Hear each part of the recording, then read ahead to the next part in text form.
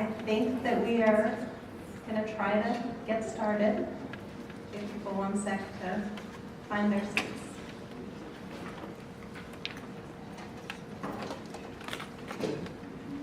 All right, so I'm Lisa Donner, and I'm the Executive Director of Americans for Financial Reform and the Americans for Financial Reform Education Fund. We are a coalition of more than 200 organizations, including consumer advocates, civil rights organizations, community organizing networks, and labor, that came together after the financial crisis to advocate for a financial system that supports an equitable and a sustainable economy. We work to make sure that the voices of families and communities, and not just those of Wall Street lobbyists, get raised and get heard when decisions are made about financial policy and financial regulation. I want to thank you all very much for coming today, and especially to thank the speakers for their thoughts and their participation and their willingness to travel in bad weather. And then I want to give just a tiny few words of context before I have the honor of introducing our first speaker, Senator Brown. We are now about 10 years out from the onset of the financial crisis. A crisis created by abuse and fraud and recklessness by Wall Street and the financial industry at multiple levels, and one that cost millions of people their jobs, millions of families their homes, trillions of dollars in all. It made most people poorer and less secure. It increased the polarization between most Americans and a tiny handful at the top, where a growing portion of total wealth is concentrated, and it increased the terrible racial wealth gap. We hear a lot lately about how well the economy is doing, but wages are still not rising, and the fallout and the fear from the crisis remain a part of millions of lives. Meanwhile, here, Wall Street is redoubling its drive, a drive that never stopped, to undo safeguards put in place after the crisis, and wielding its tremendous power and finding welcome ears for exactly the kinds of arguments for deregulation that brought us the crisis in the first place. So our hope for the conversations today is to think about where we stand 10 years after the fact. We are also, as folks in this room know, 8 years out this week from when Dodd-Frank was signed into law. Our coalition worked hard to strengthen and to pass that law, as did many in this room, and has kept working hard to keep it from being undone. So one set of issues for today has to do with where and how Dodd-Frank has worked, where it hasn't. But our most central focus, I think, is a broader one, is the more fundamental question. What can we learn about how to make finance work for us, not against us? And what can we learn about how we successfully take on what we're up against as we try to do so? So I'm not going to review the agenda because you have it in front of you. So it's my great pleasure to introduce Senator Brown, ranking member of the Senate Banking Committee and a tremendous champion for financial reform. Among the things that have been particularly striking and wonderful about Senator Brown's leadership on these issues to me is the way in which he's focused on and elevated the impact of the crisis and of the decisions that lawmakers and regulators make about financial regulation and the financial system on families and on working people in Ohio and across the country. There's a lot of folks with an interest in drawing a veil of forgetfulness across the costs and the costs of the past crisis and the likely future costs of letting Wall Street single-handedly write the rules for itself. And unfortunately, many seem never to have ever reflected particularly seriously on dangerous mistakes. Senator Brown keeps working to put those impacts at the center of the decision-making and to make the connections between policy decisions and people's lives, and standing up to powerful forces in order to do so. And as I just heard, and have never heard before, he also speaks a little bit of Polish. Less relevant to the matter again, so it's my great pleasure to turn the podium over to Senator Brown.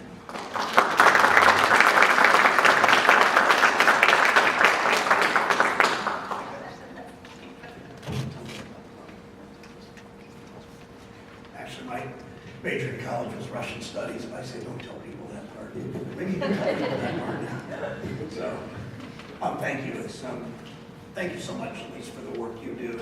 And Marcus, thank you for the work that you do. You two really matter in this town. And all of you as activists and all of you speaking out on these issues really, really, really matter.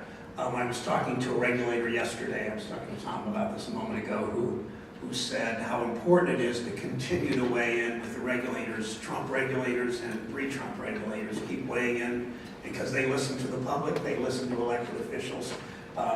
Sheila will appreciate this back. I was talking to one of the Fed governors, or Fed presidents, one of the district presidents, and he once said, make sure you're watching us and let us know you're watching us. And it's important, and I have to introduce my two favorite Republicans in town, Sheila, Bair, and Tom Hoenig, who showed great courage and farsightedness in dealing with the economy a decade ago, and sounded the alarm often and still do, and have still kept their integrity and courage of speaking up, and regardless of party and regardless of who's in power, and I so appreciate that. And I assume my favorite, two of my favorite professors who probably aren't Republicans, Professor Wilmarth and Professor Barr. I don't know about Professor Wilmarth, I'm pretty sure on Professor Barr, but you're not, but they put curtains in the voting booth and you can do whatever you want. So thank you for that. You in this room and people who have been activists are one of the main reasons we secured Wall Street reform 8 years ago. It was not an easy lift. It ended up being far too partisan, especially when it had the Consumer Protection Bureau. We passed it, it made a big difference. Think back, and Lisa in her introduction kind of went back there. Think back a decade ago, 2007, 2008. You hear sometimes from people in Washington who think the crisis started in 2008, but I live in a place in Cleveland where I know that this crisis obviously started much earlier than that. Advocates in my community and communities across the country, especially those that were hit sort of by persistent foreclosures and a persistent malaise, if you will, in their communities, were seeing this months and years before that. My wife and I live in Cleveland in zip code 44105. Our zip code in the first half of 2007 had more foreclosures than any zip code in the United States of America. My community and my state had 14 years of more foreclosures every year than the year before up until 2011. So starting in the late 90s through 2011, had more foreclosures every year than the year before. That is not obviously at the feet of Wall Street entirely. It partly is. It's partly at the feet of a lot of people and a lot of things and a lot of us, but it also was a declining industrial base in communities like that. But housing advocates in Cleveland and other places have gone to the Federal Reserve, in this case gone to the Federal Reserve in Cleveland and asked it to use its authority to restrain subprime lending. The Fed did nothing. The OCC really did worse than nothing. The financial crisis followed decades of deregulation of the financial industry, culminating with a Bush administration that ignored the escalating risk. Families were sold, you know all this, were sold scam loans that stripped hard-fought wealth from them and transferred it to the pockets all too often of shady lenders. Stagnant wages meant that families had to tap home equity to catch up on credit card debt, or pay for unexpected medical expenses, and Washington fundamentally did nothing. It took the worst crisis since the Great Depression. It took your advocacy and the activism of unions and civil rights groups and so many others to get Washington to wake up. We passed Dodd-Frank so that Main Street would not have to bail out Wall Street again. And Dodd-Frank did a lot of good things. It established the Consumer Financial Protection Bureau. It put limits on derivatives. It forced the Fed to pay attention fundamentally to risk. And I remember conversations with Tom Curry, the head of the OCC, the controller of the currency, about how important it was that banks began at the highest levels of those institutions to recognize risk, to have a risk officer at the table as high ranked and as well compensated as other top officials in the bank. And that began to happen, started to happen probably a little before that began to happen in earnest with those regulators stepping in and Dodd-Frank in place. Many of us thought there was and still is something fundamentally rotten in the way the financial industry does business. We've seen it with scandal after scandal in Wells Fargo. We've seen it at Equifax, which exposed 145 million Americans, pretty much half the country, their personal information to cyber hackers. A year later, Congress has still done nothing about Equifax. We continue to see the power Wall Street has over the political system and the economy. Look at the tax giveaways Congress passed last year. Over time, more than 80% of those benefits will go to the wealthiest 1%. people in this country. But for Wall Street, it's never enough. John Muir, the great naturalist, was talking many decades ago with a wealthy railroad tycoon, and Muir remarked that he was wealthier than the railroad tycoon. And the railroad tycoon laughed and said, "You have a cabin in the woods, you live off the land. I'm a titan of industry, I have the fanciest things. How can you possibly be richer than I am?" And Muir replied, "I have everything I want, but you always want more." And that's sort of Wall Street. They all, no matter how many victories they have, with the recent bill that passed, with the regulators clearly setting a different course, with the tax cuts they got with profits that are up, Wall Street will never in this town have enough. On the day President Obama signed Dodd-Frank, signed Wall Street reform a decade ago, a top Wall Street lobbyist walked out and he said, "Now it's halftime." So, meaning, okay, the fight's half over, but now we go to work. Industry lobbyists fundamentally have spent every day since 2010 fighting to weaken and roll back the rules, and the collective amnesia has spread to the Senate Banking Committee and spread to dozens of members of the United States Senate, and I would say hundreds of members of the United States House. This year, bank lobbyists convinced Congress to pass legislation to roll back and water down Dodd-Frank rules for mortgages and including for large banks. The Federal Reserve is yet to complete the rulemaking. Think about this. The Federal Reserve is yet to complete the rulemaking required by Dodd-Frank more than a half a decade later. But it tells me in my conversations with the chairman and some of the other Fed governors that it will complete the rulemaking on the rollbacks from this new legislation right away. The CFPB is in the fight of its life. We know how important it can be when we put Rich Cordray in charge, someone who's willing to take on Wall Street. Working Americans got real help. You know the numbers, $29 million saved, 12 million Americans benefiting from decisions and advocacy and involvement of the CFPB. Now we have a nominee who is unsure if she will even defend the existence of the CFPB in court. The nomination of Kathy Kraninger isn't the only who's from my state.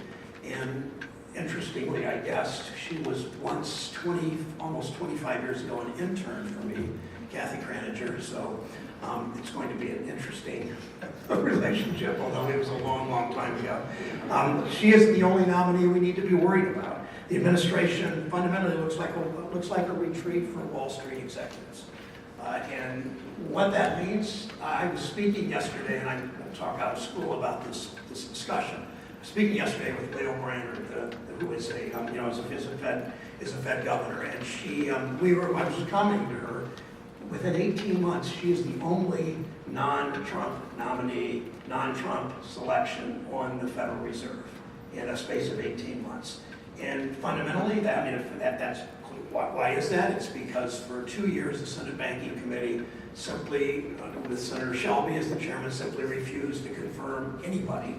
Until a week after the election, they confirmed an inspector general, but they refused to confirm anybody to the Fed, anybody to Federal Transportation Administration, anybody to SEC, anybody to FDIC, anybody to OCC, any of these jobs when they were Obama appointees. So their obstructionism and their recalcitrance paid off for Wall Street, but frankly doesn't pay off for the American public. Now we're seeing what happens when corporate watchdogs are more like corporate lapdogs.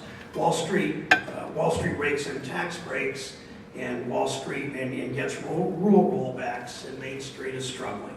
The recovery looks pretty good from the executive suites in Manhattan and all over the country, but it looks a lot different if you're at a kitchen table in Mansfield, Ohio, or Marion, Ohio, or Marietta, Ohio. Hours are flat. Real pay has actually dropped slightly over the past year for most workers. Workers who are displaced by the crisis are more likely to have poor health. Their children are more likely to do worse academically, and their communities are more likely to be afflicted with opioid addiction.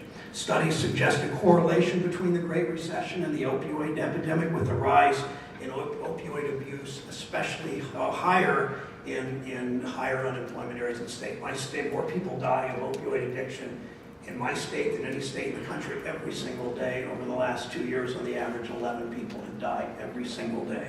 Meanwhile, Wall Street and corporations are doing better than ever. They're on track to distribute some $600 billion, at least, through stock buybacks this year. Last year, the CEOs of the largest banks got an average raise of 22%. What teller or salesperson or bank, even bank manager got a raise like that in the last year?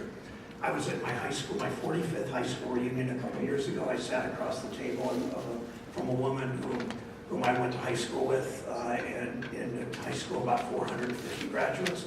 She's been a bank teller at a major, well-known, large multinational bank, one of the biggest banks in the country. She's been a bank teller for 30 years. She makes $30,000 a year.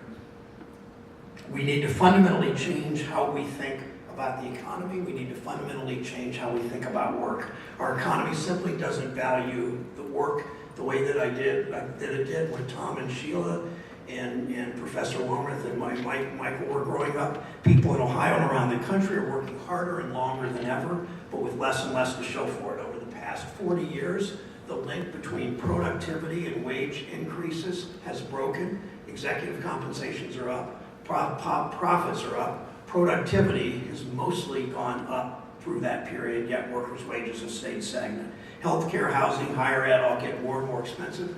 A lot of you that are interns and young staff face onerous student debt for sure. To rent a basic 2-bedroom apartment in Ohio, you need to earn more than $15 an hour. A huge part of America simply doesn't. Hard work doesn't pay off, as I said, the way it used to. Wall Street is trying to convince us when the stock market does well, the economy does well, and vice versa. But you know better. To most workers, the idea that a stock market really means more money in their pockets is almost laughable. Most workers earn their money through a paycheck, not through a statement from their broker. Wall Street's business model systemically undermines American workers. Corporations and CEOs focus almost exclusively on their quarterly performance in the stock market. Wall Street analysts reward corporations when they minimize their costs to boost short-term profits, even if the company's already profitable. Company stocks, and this has actually happened a number of times in the last couple of years, are downgraded when they give workers raises and rewarded when they lay them off. Workers are nothing more fundamentally than a line item in a budget, a cost to be minimized. We need to change how we think about the economy, that CEOs don't drive economic growth, workers do. Companies can't be profitable without their workers. Workers don't measure time according to the next quarterly earnings report. They think in terms of school years. They think in terms of 30 or 25-year mortgages. They think in terms of years left to save for retirement. Of course, we need to protect Wall Street reform, provide consumers with stronger protections, and work to prevent another financial crisis. That's a full order in itself, but that's not enough. We need policies that restructure our economy so that workers share in the profits they create, and Wall Street doesn't determine when workers keep their jobs or how much is in their paycheck. We need to restore the dignity of work, no matter whether look out for the little guy, whether she punches a clock, whether he works construction, whether she works manufacturing, whether he works in a diner. Last year in Columbus, I rolled out a comprehensive plan to begin to do that. It's about raising wages and benefits. It's about giving workers a stronger voice in the workplace. It's about changing the incentives at our biggest corporations. It's also where you all come in, where you come in to stand up for workers and their families, for the people who so often have no other voice in government. Most people don't have millions of dollars. They don't have super PACs. They don't have the Koch brothers behind them pushing their interests. You speak for them. You tell their stories. One of my favorite Abraham Lincoln stories. He was in the White House, and his staff said, "Stay here, win the war, free the slaves, preserve the Union." He said, "No, I need to go out and get my public opinion baths. I need to learn I need to hear about people's lives and understand their stories." Pope Francis admonished his parish priest early in his papacy to go out and smell like the flock, with all the biblical connotations, Old and New Testament, of what that means, of listening to people and learning about their lives and telling their stories. And when you tell those stories, you just by definition stand up to powerful interest groups. So I will close with a story like that. My friend John Lewis, who is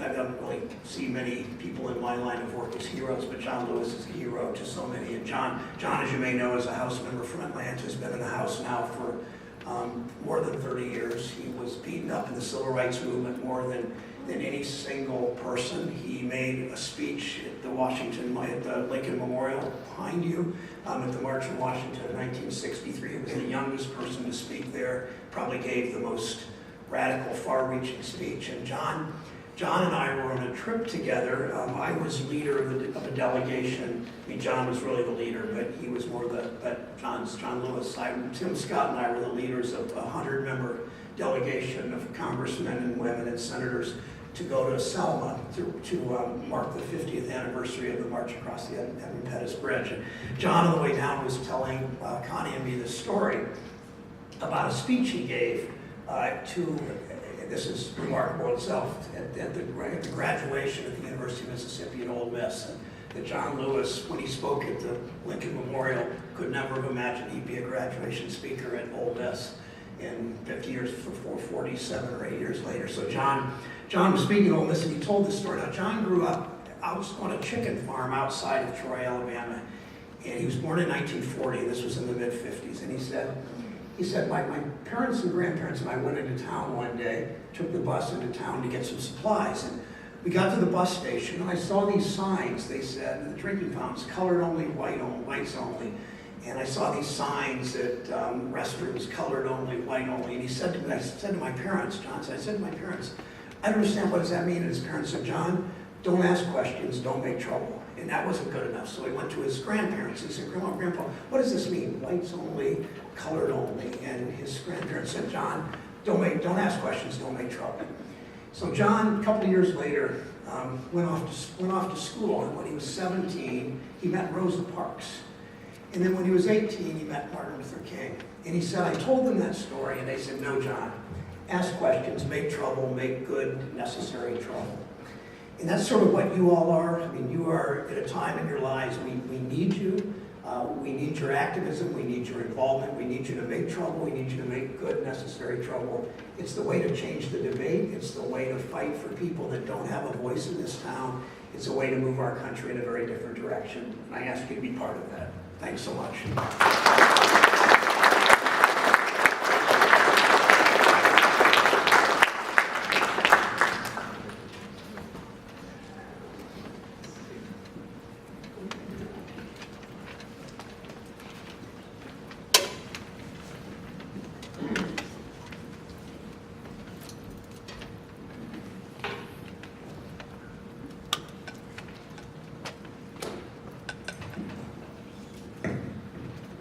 Okay, so it's a cliche to say that people need no introduction, but for our next guest, it's really true. She's had a long and distinguished career in public service, culminating with the leadership of the FDIC, one of the central banking regulators, during the peak years of the financial crisis, 2006 to 2011. And during that period, she earned a well-deserved reputation as a true fighter for the public interest in a situation where, unfortunately, real fighters for the public interest were thin on the ground.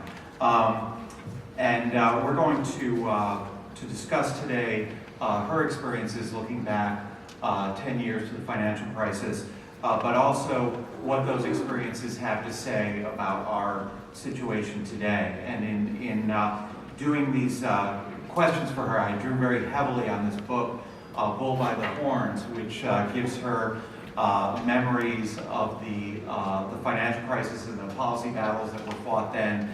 And I really, it's still on Amazon. I really recommend it to people who want the inside story of what happened during the crisis. So Sheila, thank you for being here today. So let's start before the crisis. In the introduction to your book, you say that many people saw the crisis coming and tried to stop the things that led to it, but that those efforts were stopped in their tracks. And you also say that you personally encountered a great deal of resistance in undertaking measures that were obviously needed, because you came in 2006 before people really could see the full scope of what was going to happen. So tell us more about why there was such resistance to change. Well, I think there we go. It's a urban legend that this is a big surprise and nobody saw it coming. That's just a way of saying nobody's accountable because nobody saw it coming, and a lot of people saw it coming. I know the Center for Responsible Lending, Martin Eakes, I used to be on their board. They were raising the flag in the late '90s. Michael was. The Clinton Treasury, when I came in with the W. Bush administration, had already done a really good report on this. Back then, in the early 2000s, it was more perimeter, right? So we were seeing really bad abuses. Baltimore was an area, Cleveland was an area. There were hot pockets of this going on, and these were being push marketed to people. It's a frustrating thing about this. So much of this was push marketed to people with nice, safe 30-year fixed rate mortgages. It wasn't like they were helping people buy a house who couldn't otherwise buy a house. These are refis, for out of a 30-year fixed into these hideous subprime hybrid loans, these 228s and 327s with really steep payment shocks. So it was going on and a long time, and there were people urging the Fed to use their authority to write mortgage lending standards. They had the authority to do it, they didn't do it. There was a bipartisan bill, actually, Baucus and Frank, who were then the Democrat chair and ranking Republican, or it was the other way around, in the House, had introduced bipartisan legislation to impose mortgage lending standards, and the securitization industry just fought it tooth and nail. I'd worked with Ned Graham, like when I was at Treasury in 2001 and 2002, to try to institute a bit. When it was clear we weren't going to get legislation through because of industry opposition, we tried to convene industry representatives to see if we could at least get some agreement on best practices, which could have been enforceable through the FTC. And but there again, it was mainly the securitization industry that was just fighting this, and state efforts similarly were stymied. So to say this, nobody saw this coming is just ridiculous. I left Treasury in 2002 as an academic for 4 years, not working in the mortgage space, and then came back, and I came back in 2006. And in credit to the FDIC staff, they were already on top of this. And then we, as I mentioned on my book, we bought some data and started digging into what was going on in the securitization trust. And I was just horrified. The stuff we saw in the early 2000s, which was still more perimeter players, had gone completely mainstream. And that was, the rest is history, as I said. Yeah, the last chapter of your book is called It Could Have Been Different. Yeah, it could have been. So I think this idea that nobody saw it happening, this is all, foreign savers plummeting their savings into the U.S. economy, and poor Wall Street just had to give their product, right? There are all these savings coming, they had to give a product, they had to give them these subprime mortgage-backed bonds. I think that's just silly. The Fed should have instituted mortgage lending standards. I think both Greenspan and Bernanke have acknowledged this, and that was a mistake. That was a mistake to do. And in fairness to them, there was resistance at the staff level to writing mortgage lending standards. I remember testifying in 2007 saying the Fed needs to write mortgage lending standards, and the Fed staff representative was saying no, they were doing credit card rules right now, and they get to mortgages later. So there you go. That was 2007. So, but mortgage lending standards, derivatives regulation, I mean, we know the dirty little secret here is the underlying mortgages and losses were in the hundreds of billions. But they were magnified by all these structured products that were, layered on top of this highly unstable market. And the Commodity Futures Modernization Act, Congress had just taken derivatives off of everybody's playing field. The CFTC couldn't regulate them, the SEC couldn't regulate them, the state insurance regulators couldn't regulate them, nobody could regulate them. And the theory was the bank regulators, through oversight of the big swap dealers, would provide oversight, and that just obviously didn't work. So I think that is absolutely another area where if we had not done that, things would have been different. So there were early warning flags, there were proactive policy changes that were made that should not have been made to fuel this fire and let this huge market balloon into something that brought down the world economy. When you talk about how the subprime losses were magnified by the other elements of the system and derivatives, there's another chapter in this book called Subprime is Contained. Right. And that's about the moment that the regulators, at the moment when it was obvious there were going to be big subprime losses, they looked at these subprime problems and they basically said, well, this is a manageable, contained problem. It won't bring down the system. And these are This was a conclusion of economists with degrees from Harvard and Princeton and so on, working at our most respected regulatory agencies with access to the best data available just a year or two before one of the worst crises in American history. I mean, how can the regulatory system go so wrong? Yeah. Well, there really was, yeah, I mean, I think everybody's got ownership in terms of accountability here. Certainly the industry, nobody forced Wall Street to do this. So their idea that, somehow this was foisted on them by the government who wanted poor people to get mortgages, which is silly, but regulators should have seen it coming. And there are a lot of academics validating and legitimatizing this.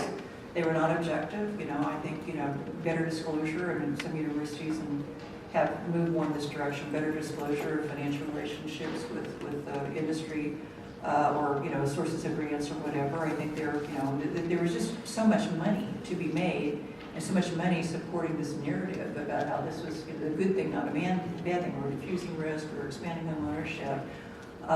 We talk about too big to fail, but there's also just too big in terms of political influence, and it goes beyond Congress, to think tanks, to colleges and universities, and others, not to AFR. So yeah, I mean, I think it was people took comfort in the fact, and this is what the risk models were saying, that mortgages traditionally had been safe, and that even housing corrections were regional, you never would have a national problem. There were all sorts of pablum we were feeding ourselves to make ourselves think this wasn't going to be a serious problem. And then, of course, I think that the other big thing that regulators did facilitate was the excessive leverage, particularly the investment banks had taken on. So not only were we at peril for the housing market turning and causing a lot of losses to firms that held these securities directly or indirectly on their balance sheet, but they had virtually no capital to absorb the losses. And that's really where we got this sudden shock and retrenchment in credit. There's a great book called House of Debt that I think goes into a really good narrative about one of the many things that drove the Great Recession. But clearly, this shock of a pullback in credit for the banks was a clear driver. That's what turned what might have been a downturn into a very deep recession. They just didn't have the capital to lend to even maintain their own balance sheets. They had to contract. And then you had this huge contraction in consumer spending by people struggling to hold on to their house and pay their mortgages. And that's really what gave us the Great Recession. So those knock-on impacts, even with all this hideous mortgage lending, if the banks had been better capitalized, they would have been able to continue to function and lend and not pull these credit lines. They pulled trillions of credit lines. That's why I get so annoyed when the corporate leadership comes and weighs in favor of some of this Wall Street deregulation. Do you remember what happened to you when you needed to get your loan refinanced or whatever? How can you forget that? And why do you think that occurred? It was because those banks had too much risk and didn't have enough capital. So anyway, I digress. Sorry, but I think it's just it's sad. It was obvious what the causes were. They were obvious that things, mortgage lending standards, derivatives regulation, better capital for banks. That we could have done, we should have done, and it could have been avoided. Definitely. You weren't digressing at all. I'm glad you brought up capital, because that's what my next question was about. Because your book gives a lot of insight into these battles over capital that you fought. And as somebody, AFR is very involved in these battles in DC today, it was astoundingly familiar to me. Yeah. You mentioned a letter that was written by Senators Crapo and Schumer in March 2007, at the very same time that Bear Stearns was collapsing, calling on you to reduce equity capital requirements at the major U.S. banks on the grounds that we needed lower capital for international competitiveness. Yeah. And I was testifying in a hearing in front of House Financial Services last week, and exactly the same. I know. I read the press accounts of that. I could not believe it. I could not believe it. I thought there was one thing, and I'm sure Tom will agree with it. If there was one thing we would maintain bipartisan consensus on, it would be capital, and even that has evaporated. It's unbelievable to me. I mean, it really is at the core of system stability. It's not the only thing you need to do, but you need a strong capital base. And frankly, we didn't do enough in terms of recapitalizing the banks. They talk about these hundreds of billions in increased capital, but we were starting from such a low baseline. And yeah, it was bipartisan. When I came to the FDIC in 2006, we were fighting a battle. Marty Gruenberg was the acting chair at the time, and then Don Powell before him had, good for the FDIC, it was bipartisan at the FDIC, we were fighting off these Basel II advanced approaches that, basically let bank management use their own models to figure out what the risk-based capital should be, and there was an effort to get rid of the leverage ratio. There were people, the Fed, they were pushing to get rid of the leverage ratio as kind of the backstop to risk-based standards getting too loose. And it was insanity. So it just, we forgot why we regulate. I mean, even Milton Friedman thought you needed to regulate banks, okay? I mean, you've got to regulate the financial sector, especially those institutions with safety net support in terms of insured deposits and access to the Fed, because that creates perverse incentives to take a lot of risk with a lot of leverage, thinking you can put the losses back on taxpayers. So you cannot outsource things like capital to management, and that was exactly the direction we were going, and we were under tremendous pressure. The foreign European banks did this, and that's one of the reasons why they got into so much trouble. The investment banks did it. That's one of the reasons why they, blaming 35, 40 to 1 leverage. It was ridiculous. Bear Stearns, you've seen some of the post-crisis studies on that. We did hold it off for commercial banks, and that saved our bacon, frankly, because they were still undercapitalized, and they had things like SIVs that were off balance sheet that never should have been permitted, and that was outside the capital calculation. A lot of that has been corrected, but we did fight it off, and I was cheering on the fight that actually started with Don, and Marty did tremendous work too, and we stood up to the pressure. But yeah, we were getting a lot of Michael Bloomberg, people who are smart and who I respect. I respect Mr. Crapo, Mr. Schumer, but they were so wrong on this. But there again, it's that group thing. It's that echo chamber that's created by all this, influence that these large financial institutions have. It convinces even, people who are really smart people to do things that they shouldn't do. So banks are actually arguing that they're overcapitalized now, and I'm going to read you a quote from the head of the Bank Policy Institute at that hearing that I was at last week, and he said, "This year's stress test featured a downturn in the U.S. economy significantly more severe than the 2007 to 2009 crisis. Yet the largest 18 banks in the exercise could have taken all the losses of this apocalyptic stress scenario and still suffered an additional $900 billion in losses prior to being insolvent." Do you believe his claim?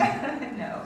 So, so good for the Fed for having more stressed assumptions this year. But, there's a lot of opacity around the stress test. There's a lot of discretion around the stress tests. We saw with the report on the front page of the Wall Street Journal a few weeks ago with Morgan Stanley and Goldman Sachs. And one thing, you can say, okay, we get a 10% unemployment rate. Well, that's about what we had during the crisis. I think maybe it went a little higher. So that's extremely stressed. I think we should probably prepare for that. But so that's good to have those stress assumptions. But what we don't know is how the Fed is modeling what the losses will be to banks based on the stress assumptions. There's not a lot of transparency around that. And, sometimes when I see the stress test results, these very dire economic assumptions, and then relatively small losses on the bank balance sheets, and I'm going, how are they coming up with that? So, I don't, look, the stress tests are great. I support the stress test. We needed a more dynamic supervisory approach. We were too much, for all banks probably, too much taking a static look at what was going on at the bank during examinations, not looking at, what happens if the housing market turns, what happens, if economic conditions change. So it's great that we're doing it, but they're just one piece. There are belts or other suspenders like rule-based capital and liquidity requirements, which we also need to have a very robust framework there. And putting too much of your confidence in stress test results, I think, is really ill-advised. Yeah, it's interesting you'd say that we need more dynamic component to our capital regime, and that is what stress tests should do, but the banks are actually out arguing that stress tests are too volatile year to year and they need to be more predictable so the banks can plan around them. Which is like, if stress tests don't change, then they're not stressful and they're not a test. So I want to turn to consumer regulation for a minute. You started right off with the mortgage, the exploitation of consumers in mortgage lending, and obviously the creation of the CFPB in the Dodd-Frank Act takes that consumer regulation away from the prudential regulators and puts it in a separate entity. Can you talk about the importance of that based on what you saw in the crisis? Yeah, so I think there again, I think, consumer protection, I think the rules part of it was kind of a stepchild at the Fed. It wasn't getting the attention that institution had deserved, and there were missteps, and if they would use authorities that were there. So I think that is testament to the framework of having consumer protection inside a much larger entity that has, monetary policy, prudential supervision really a much higher priority. And I think prudential supervision done right, it should align with consumer protection. So it's unsafe and unsound to make a loan to somebody you can't pay back. And as a consumer, it used to make a loan to somebody who you know you can't pay it back. So there's not necessarily, there doesn't have to be misalignment, but there clearly we're seeing some tension with it being, the rules being written by the Fed. So I think it was hugely important to break it off and have a body focused just on protecting consumers and financial services. There are a lot of reasons for that. I mean, especially mortgages, that's the biggest financial obligation most families will ever make. You need a lot of transparency and understanding and protection. There are huge information asymmetries between the two, which also argues for a more aggressive government involvement in the process of making mortgages in particular. But of course, payday loans were another area which I thought was really crying out for federal protection. I think, and I argued to a lot of the banks, and I think some of the smaller banks are sympathetic to this, that they were, if you look at who was doing the subprime mortgage originations, the majority were being done by non-bank lenders. Now, the big banks were securitizing them, they were providing the warehouse financing, so they were feeding the bees, but the actual originations mostly were done by non-bank mortgage originators. And for the responsible smaller banks that were trying to do the right thing, they were getting killed. I remember early when I was at the FDIC going to give a speech in Ohio and sitting down with the local bankers and credit unions there, and they were begging the government to do something. They were getting killed because they had made those, say, 30-year fixed rate mortgages that they were being, their customers were being financed out to some, fly-by-night mortgage originator with a good pitch, a good misleading and fraudulent pitch. So, having somebody police that non-bank sector of consumer protection, I think helps responsible regulated lenders. And so I just, I don't know the CFPB now. I don't recognize it. I don't know what their goals are. If they see that as their mission now, or if they see that as something else. But I do think a good consumer protection is compatible with responsible banking. It helps responsible bankers. And even if you have an industry tilt, you should recognize that symmetry. So just a little more on the consumer lending side. You mentioned payday lending. Obviously, the owner-occupied housing market poses a unique systemic risk just because it's so big.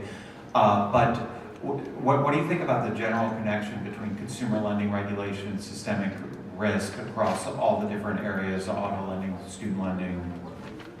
Well, I think there is a correlation. I think there's the IMF has done some studies on this, that one of the flashing red signs for a crisis is when consumer debt starts far outpacing the increase in real wage growth, right? And so we're seeing that dynamic again. We saw it certainly as Senator Brown very eloquently described in the lead up to the crisis. People were using mortgage debt to make up for shortfalls in wages.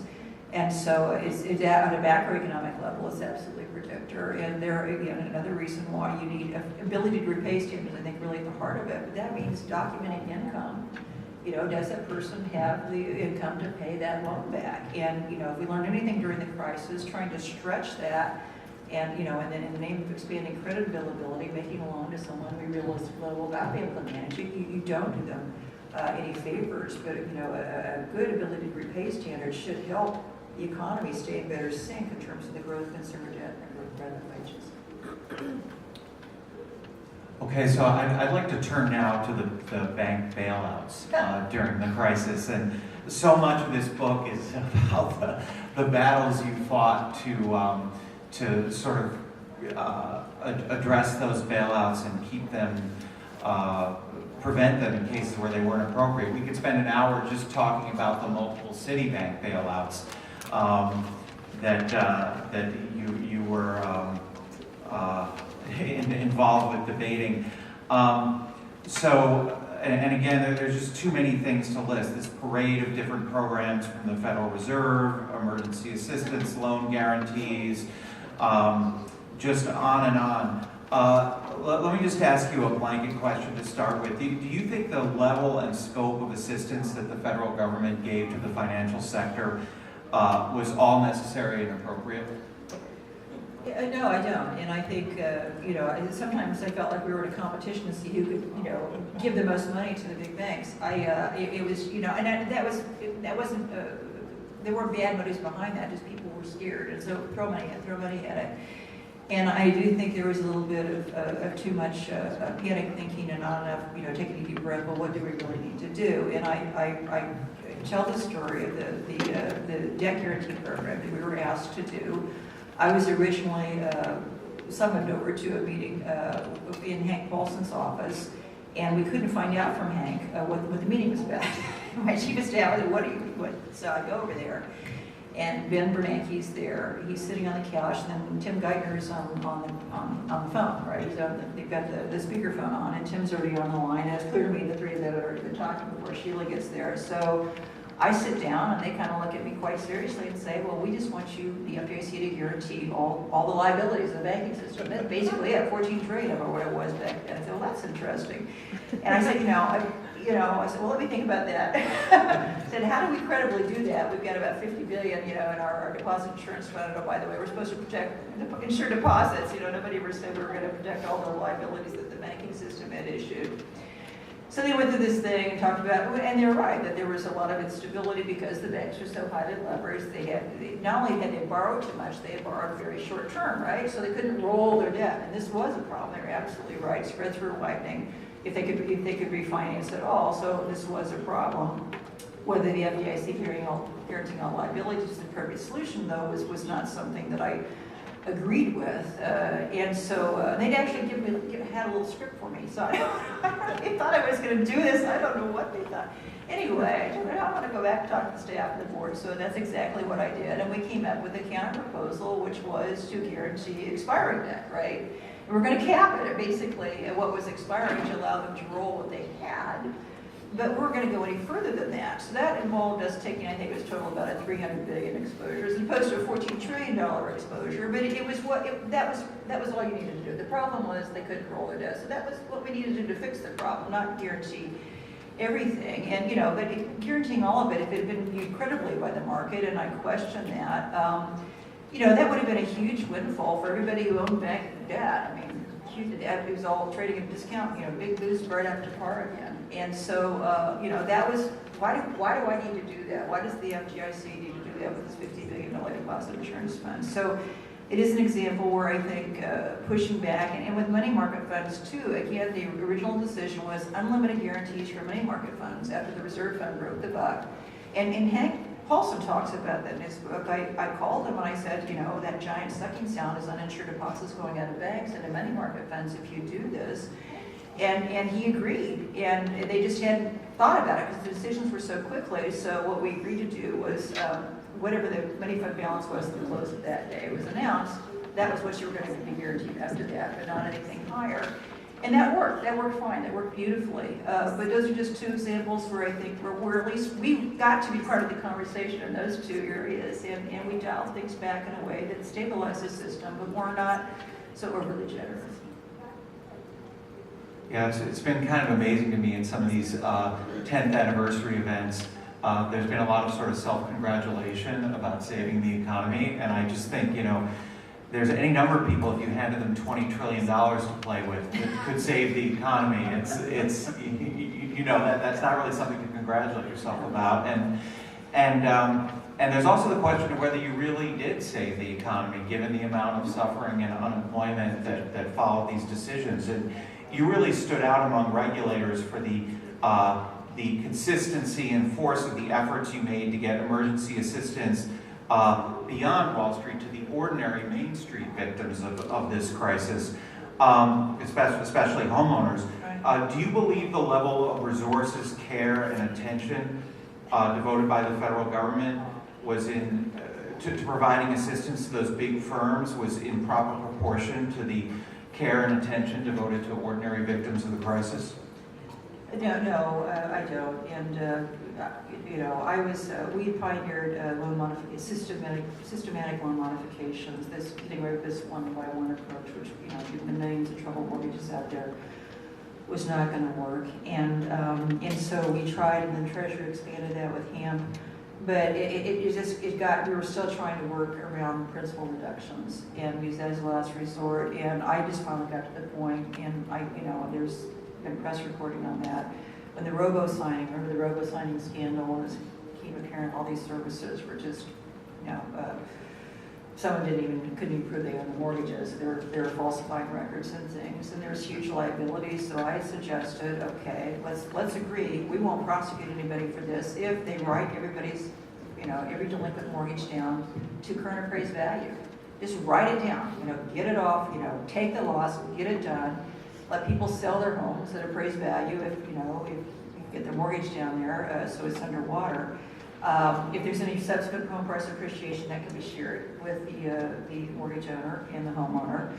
But let's just get it done. And we should have done that. We absolutely should have done that because you still have people underwater, especially in these targeted neighborhoods. People, and then the irony is they're still paying these really high, 9-10% mortgage interest rates, even with this excessively low interest rate environment we've had for years, because they can't refinance because they're still underwater. So fortunately, that's a dwindling number, but there's a lot of people out there for years that have been struggling with this. And again, I get back to this book, House of Debt. I wish these guys had been around and during when we were trying to devise some of these stabilization measures, because the huge hit, the retrenchment of consumer spending from having all these unaffordable mortgages, that was really what made this such a terrible recession and has continued to drag on the economic recovery. And it was a mistake. We should have written them down. We tried. There were a lot of valiant efforts at Treasury with him, with our programs at FHA, but it just wasn't enough. We needed a wholesale principal write-down. And there again, we couldn't get it, I think, because nobody wanted to make the banks take the losses, because the theory was, the problem's with banks, not with consumers, it's with the banks. And that would have been, I would have felt a lot better backstopping them if their losses were being driven by giving sheer relief to homeowners. And we just never got to that more dramatic solution than should have, I think. All right, this is depressing. Just the last question, just because I think this is particularly important to take this into the present.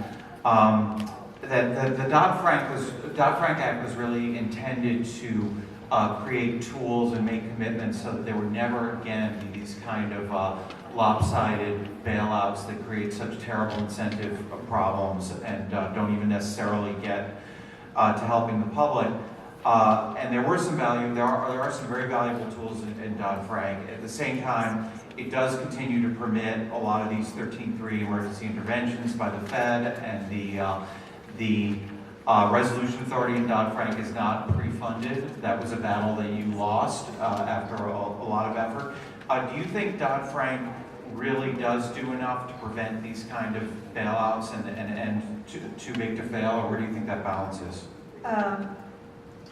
Well, I think it's better. I think, we were able to restrict 13.3 in terms of making the assistance need to be generally available. So you're truly responding to a systemic problem affecting this system versus kind of a one-off idiosyncratic failure. And if you have that, you have Title II. Well, hopefully you have Title I preparation. Hopefully we spin off from the bankruptcy. But if not, you have Title II that can stabilize around that failed institution, but nonetheless impose the market discipline, which for most institutions we did not impose, which is shareholders take losses, unsecured bondholders take losses, managers lose their jobs, board lose their jobs, they get fairly severe clawbacks. That's all those things are in place now. And we did not have those tools. They're similar to the tools we had for insured banks. We did not. Most of these insured banks are part of banking conglomerates. So if you try to pull the insured bank out and resolve it, that was the key issue with Citi. You can't do. You needed a broader strategy for the entire institution. And so we have that now, and I hope it's only as good as the willingness of regulators to use it, and I hope and think they will use it. So sure, it could have gone farther. I think Dodd-Frank could have gone a lot farther. And that's the thing that's frustrating to me now is we're seeing, swing back to deregulation, all this rhetoric about, oh, we went too far, the pendulum swung too far, we got to go back the other way now. The pendulum never swung too far on financial reform. There's so much more we could have done. The pre-funded reserve would have been one, which would have been funded by a tax on risk taking. Make it more uneconomic to take these risks. We didn't do it, so it is what it is. But if Dodd-Frank had a shortcoming, it was didn't go far enough, not that it went too far. Yeah, and in your book, you suggest a lot of further steps, including a lot more tighter restrictions on derivatives and breaking up some of the biggest and most complex conglomerates.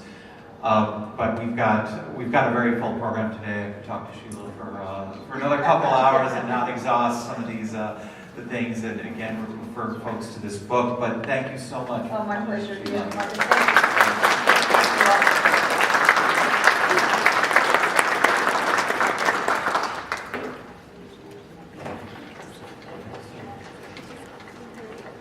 We're going to start right away.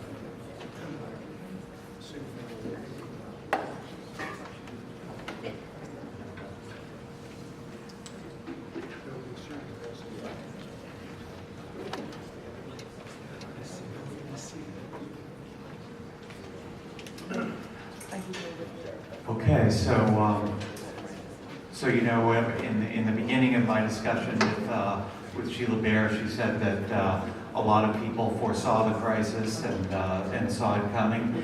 And I've got two people up here who are two of those individuals who did see the crisis coming and have a lot of things to tell us today about looking forward, about the things that we need to do today. We have at the end of the table Art Wilmarth, who is a professor of law at George Washington University, and he is working on a book called Taming the Megabanks, which addresses what's the history of regulation, of banking regulation in the U.S., and specifically the creation and then the decline of the Glass-Steagall system, which prevented the growth of these universal mega banks. And Tom Hoenig, who for 20 years was the president of the Kansas City Federal Reserve, and then for the past 6 years, he just recently left, has been the vice chair of the FDIC and involved in so many of the rulemakings and efforts to implement Dodd-Frank. So thanks so much for coming, Tom and Art.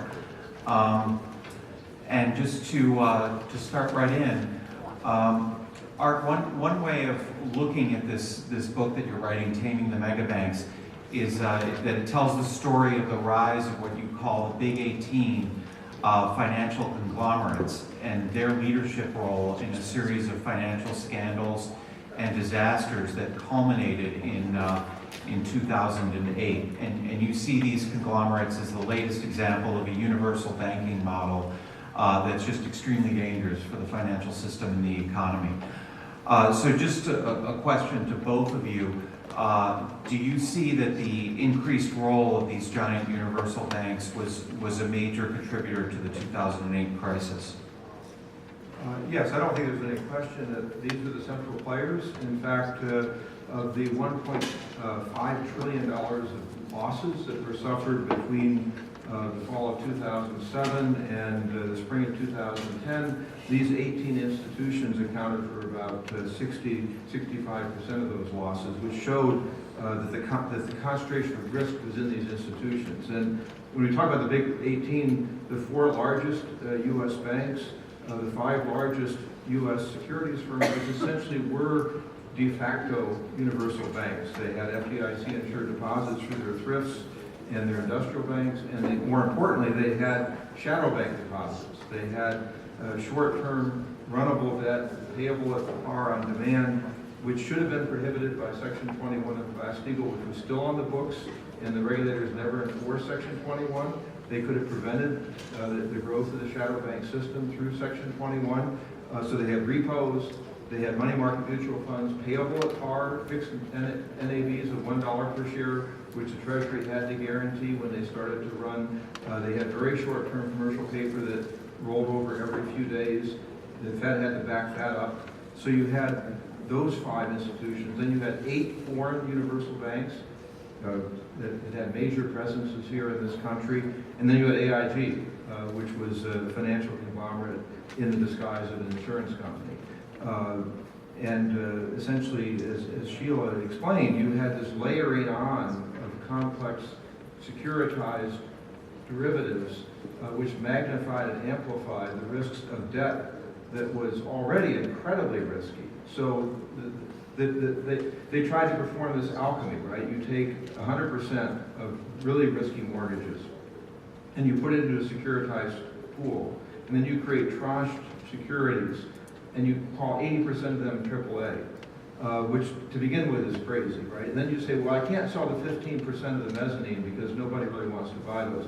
So let's take the mezzanine out and put them into something called a CDO and re-securitize them and call 80% of that AAA. And then if that's not enough, let's take the mezzanine out of the CDO and put that into CDO squared. So you had this leveraging up of bets, all called AAA. So what they were doing is taking incredibly risky debt, calling it safe, putting their reputations behind it, and spreading it out around the world. I mean, this was all completely foreseeable. And the regulators stood back, not only ours, but in Europe, and let it happen. It's a very sad and, in my view, shameful story. Well, I have to agree with Art. I would tell you that from my perspective, there was I saw a cultural change in the United States and more broadly in Europe as well, which said unregulated markets can solve all problems, and we bought into that in a general sense in the legislatures of our nation and other nations. And so what you saw was the erosion of Glass-Steagall before it was repealed, the shall we say, the amalgamation of the financial industry into ever larger single points of entry that were more interconnected than ever, and an understanding, a strong view that because of their importance, that they would not be allowed to fail. And that culture encouraged then the next play, which was to lever up, which then concentrated and built the risk even more. And even today, just so you know, when companies report that they have over 14% risk-weighted capital to assets, they're really talking we have just better than 6.5% tangible capital against these.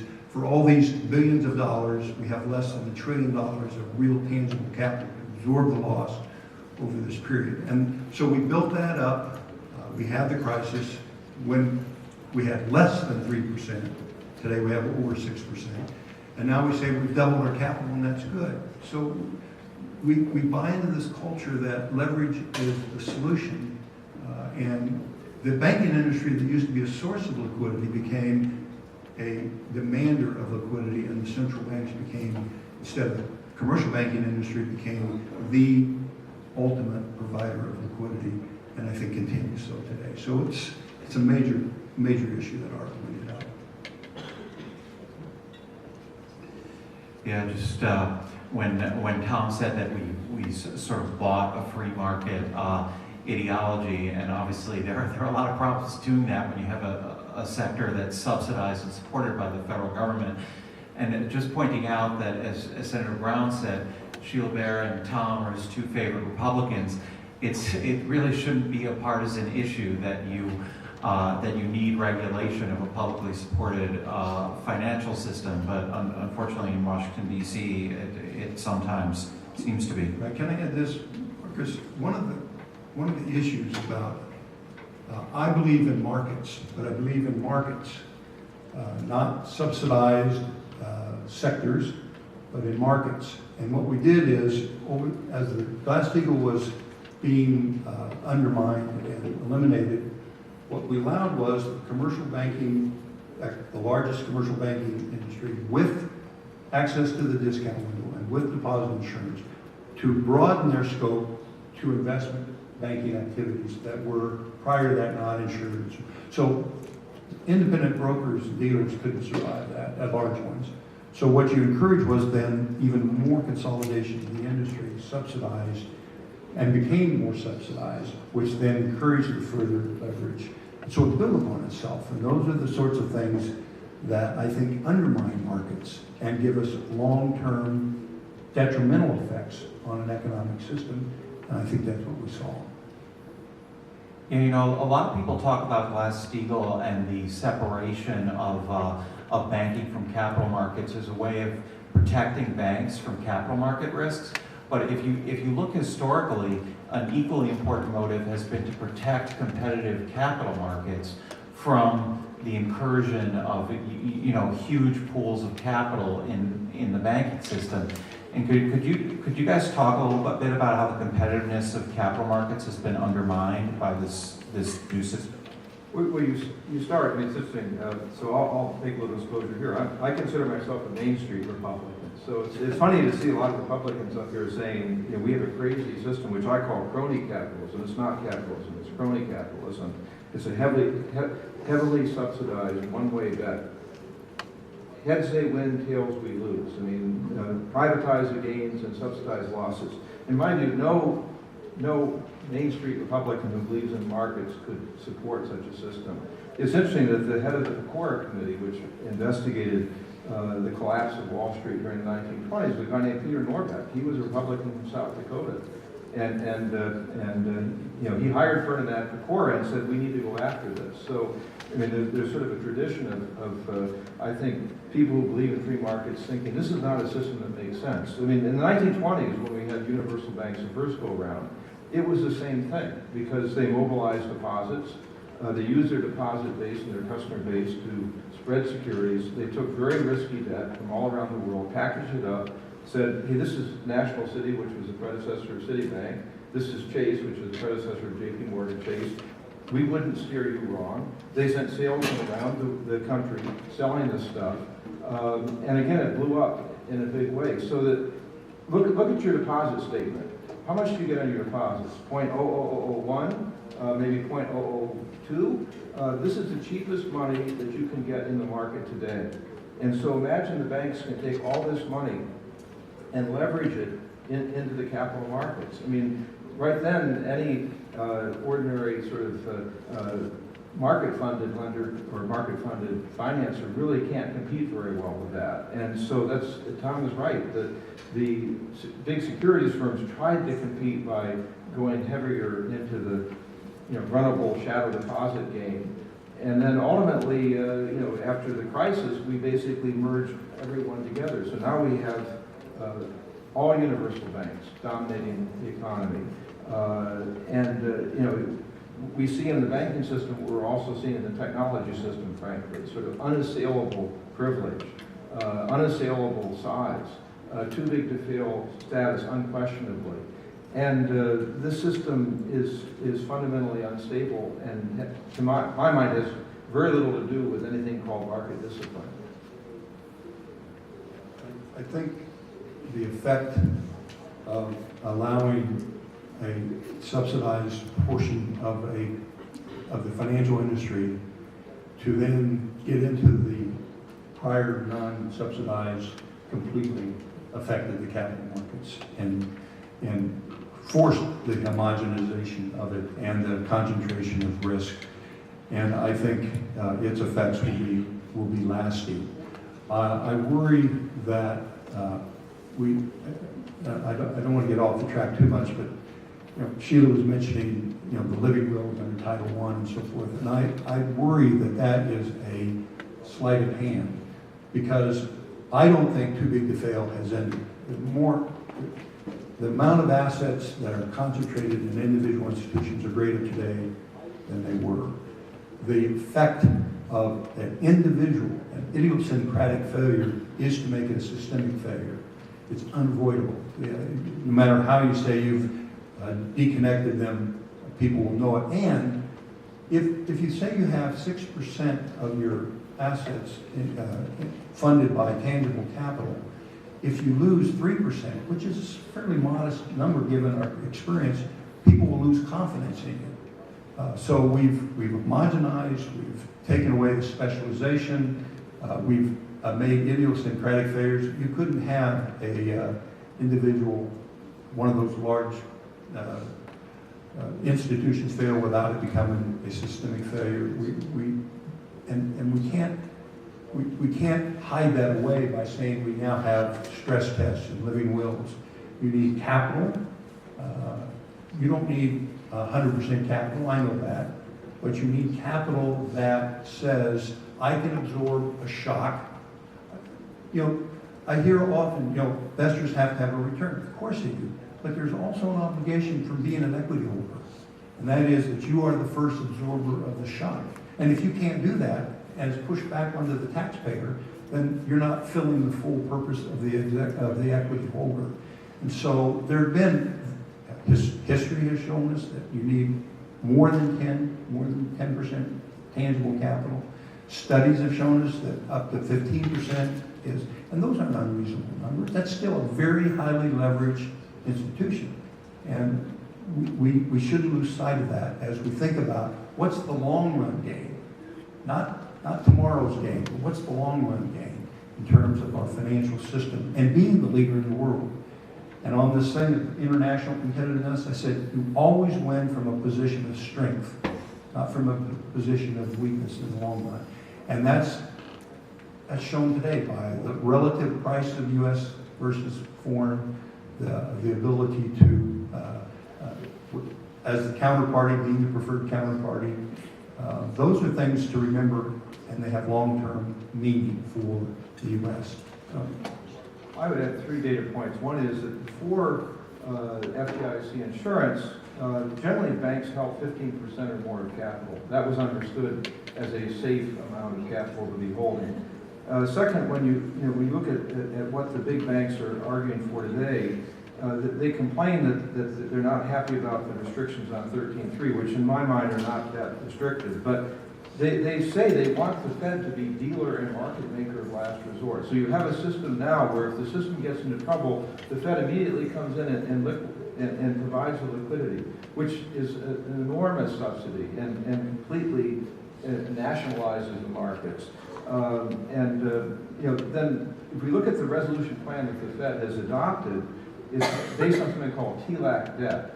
Okay, what is this TLAC debt? Well, supposedly it's bail-in debt, if the big bank gets into trouble. But who's going to buy this bail-in debt? The TLAC rules say that it can't be sold to any other banking institution, because that would be like chaining together a convoy, when the U-boats are around. So we don't want the banks buying this debt. Oh, who do we want buying it? Oh, mutual funds, pension funds. In other words, instead of the taxpayers being hit, first they're going to wipe out the ordinary investors, and then they'll move on to taxpayers. But there's never any sense that, as Tom says, why shouldn't TLAC be all equity? If they say we need 19% TLAC, why shouldn't that be all equity? No, that would be inconvenient, because then maybe the executives wouldn't be able to get such high bonuses. But it's very interesting who they think should bear the TLAC debt, and it isn't them, it's us, which I think is very troubling. So this leads us right into what I wanted to talk about, which was or sort of the next step in these questions, which was turning to the Dodd-Frank Act and our situation today. And Dodd-Frank really made this decision that we're not going to break up these big conglomerates. We're going to control their risks better, and capital is going to be at the center of that. And it's interesting because the New Deal system that what was under Glass-Steagall was actually a fairly capital-light system comparatively, but it was very tightly regulated in terms of what banks, different financial entities could do, and very tightly supervised. But instead of going back to that New Deal system, breaking up some of these banks, Dodd-Frank said we're going to control risks, and capital and liquidity is going to be at the forefront of how we do that. And Tom, you've already said some things in general on how you feel about capital, but you were really on the inside of these fights in Dodd-Frank to make capital do that work and control that risk. And what did that experience tell you about whether we really are going to be able to use capital to control risks? Well, I wish us luck. I don't think there is any notion that more capital is needed. The proposals I've seen would suggest that the proposals suggest that there is enough capital, and therefore we should actually be thinking about lowering what I refer to as the principal means of measuring capital, the leverage ratio, to free up greater leverage so we can stimulate the economy, I guess. And I don't see that. I don't see that changing. I see that we'll probably see a weakening of capital, and that's why, because the investor, the creditor, primarily thinks that they will be bailed out, so they don't mind the leverage. And you, of course, can increase your ROE, and you can increase your earnings, price earnings, by buying back stock and so forth. So those are all leverage transactions that aren't necessarily strengthening the balance sheet of the institution. And I don't see that changing anytime soon. And that's unfortunate. To me, that's unfortunate. Now, if you had 14%, would I say, well, then let them do whatever they want? Probably not, because I think the likelihood would be that that would come down very quickly over time, and we still have these very significant intertwined institutions that will be always necessary to bail out. They've grown to a tremendous number in size and scope, and I think that's unfortunate. It's not conducive. It's an oligopoly that we're forming, not a competitive market. It's interesting that I think Neil Kashkar of Minneapolis Fed did a very good study, which I think came up with 15% leverage is highly desirable for the biggest banks. And I think that was also the Brown-Vitter level under the 2013 Brown-Vitter bill. As Tom said, that's more than twice what we have. The other interesting thing is that community banks routinely have more than 10% because they're not too big to fail. People understand that. They're not allowed to operate with 6 to 7% of leverage capital. What have they done now when the Fed finally said, okay, we're not going to force you to keep retaining capital? Did they use all that capital to run out and make a bunch of different loans? No. They gave all of it back to the shareholders. So that we've been hearing the table being pounded. Cut our capital requirements so we can make more loans. But when the Fed stopped requiring them to retain capital, they didn't make more loans. They gave all of it out to their shareholders, which obviously boosts, again, the executives' stock bonuses because they're all tied to pushing the stock price up. So that even their own arguments, don't stand, in my view, the Snicker test when they actually get the ability to cut their capital. I'm with Tom that capital is a very useful tool, but it's been manipulated repeatedly. I found it very disturbing that Vice Chairman Quarles seemed to think that the leverage ratio shouldn't be a binding constraint. In my view, that's exactly what it's for. The leverage ratio is your last defense because it's very interesting. The Big 18 cut or I should say, doubled their risk-weighted assets, in the 6 years leading up to the crisis. In other words, if they basically doubled their assets and claimed that they were the same for risk-weighted purposes. So you doubled the assets without any new capital. So we know risk-weighted models can be manipulated infinitely. The leverage was meant to be a binding constraint to stop that. Thank God, due to Sheila's work and Tom's work, we had that in 2007. But now we're being told, oh, it shouldn't be a binding constraint? That's one of the most disturbing statements I've heard, frankly. And if it's never a binding constraint, what exactly is it doing there? I mean, somebody said to me, I used to play ball, and the ball hits the backstop a whole lot of times, when you're pitching, and You sit in the audience, you like that. One of the things, this is a somewhat wonky debate, but it's extremely important to financial regulation around the question of whether capital is just required for things that regulators think are risky, or whether capital is required for everything that you do. That's fundamentally what this is about. And when we were writing our comments on the recent Federal Reserve rule that cuts the leverage ratio at the big banks, one of the things said by the regulators in this rule was that you needed to cut the leverage ratio so that banks could expand in low-risk, high-volume activities like clearing derivatives and securities lending. Would you agree that derivatives activity and securities lending at these big conglomerates is low risk, especially when it's high volume? Well, derivatives were at the center of the crisis, right? Because RMBS, CDO squares, they were certainly derivatives. Credit default swaps, which were the insurance, which supposedly backed up all of it, were derivatives. There's an old saying in Wall Street about picking up nickels in front of bulldozers. It's a good game while you pick up the nickels until your foot gets stuck. Well, our foot got stuck in 2007, and the entire financial system got flattened. So now that this remark strikes me as picking up nickels in front of the bulldozers, because you always underestimate the risk of what you're doing when you see those fees that you can rake in, as I'm sure Tom can attest. A couple things on that. First of all, if securities lending and clearing is a low risk, it should have a low return. I think that's how the theory goes. And yet they want a 12 and 13, 14% return on low risk activities, or it'll go somewhere else. And I don't see that that's necessarily a problem. They don't want to have that proportion out there, number one. Number two, we need this because it's going to provide liquidity to the market, especially if there's a downturn or something like that. My experience is that those banks, as Sheila said, are more users of that liquidity during that period. And a story similar to what she told is in the region I come from, the Midwest, there are institutions that are borrowers, and when this occurred, they were told, why should we let you live?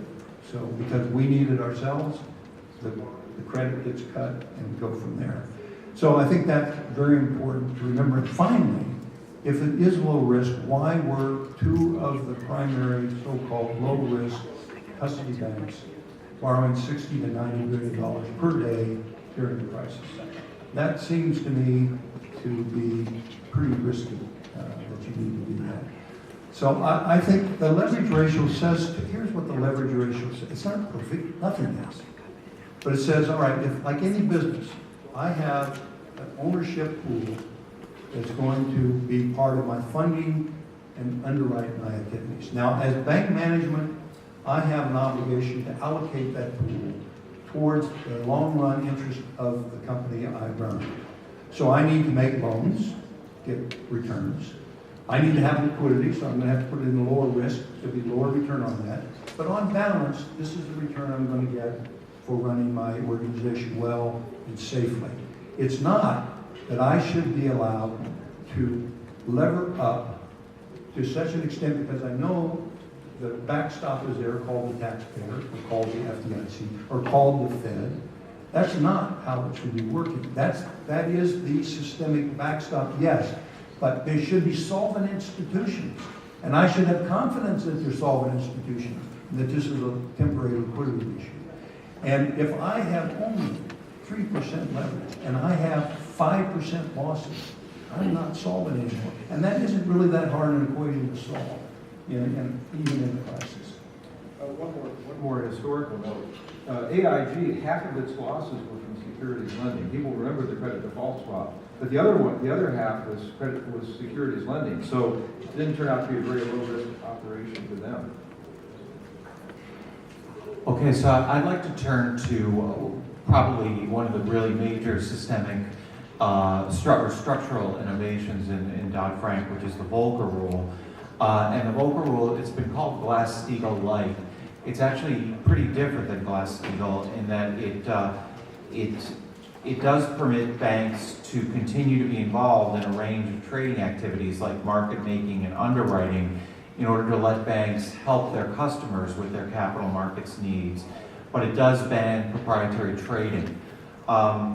So, Tom, in your role as the vice chair of the FDIC, you were very involved in the debates about Glass-Steagall, about a Volcker Rule implementation and rulemaking.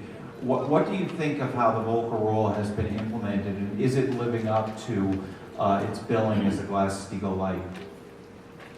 Well, it was far more difficult than I had hoped it would have been. And I think part of the reason for that is it says you cannot engage in prop trading and you cannot invest in certain covered activities. That's a fairly straightforward admonition. But there was a strong desire to have it so well mapped out that you could know exactly where the line was, go right up to the line, that it became increasingly complex, increasingly difficult. And I think that has made it less attractive and less useful than it might have otherwise been. For those who say it's too complicated, I agree. To me, it is thou shalt not do these things. Glass-Steagall was simple in the sense of thou shalt not, and we will check you. If you have a heavy book and it doesn't make sense, we will challenge you for that. And here's the part that I really want. I want your CEO to attest in writing that we have policies and procedures in place that are designed to make sure that we do not go outside of the Volcker law. And that puts a pressure on it. It brings uncertainty, but that means you are going to be very clear. You're going to be very clear on what you engage in and what you don't engage in. And because I have found risk-weighted capital is an example. Volcker is perhaps another. The more complex you make it, the more likely it is to be gamed everywhere. And that's what we probably have seen. You know, this debate about Volcker complexity is very apropos or very relevant right now because there's just been this new rule that's been put out, new rule proposal on Volcker that's been put out that we feel frankly weakens Volcker in some really significant ways.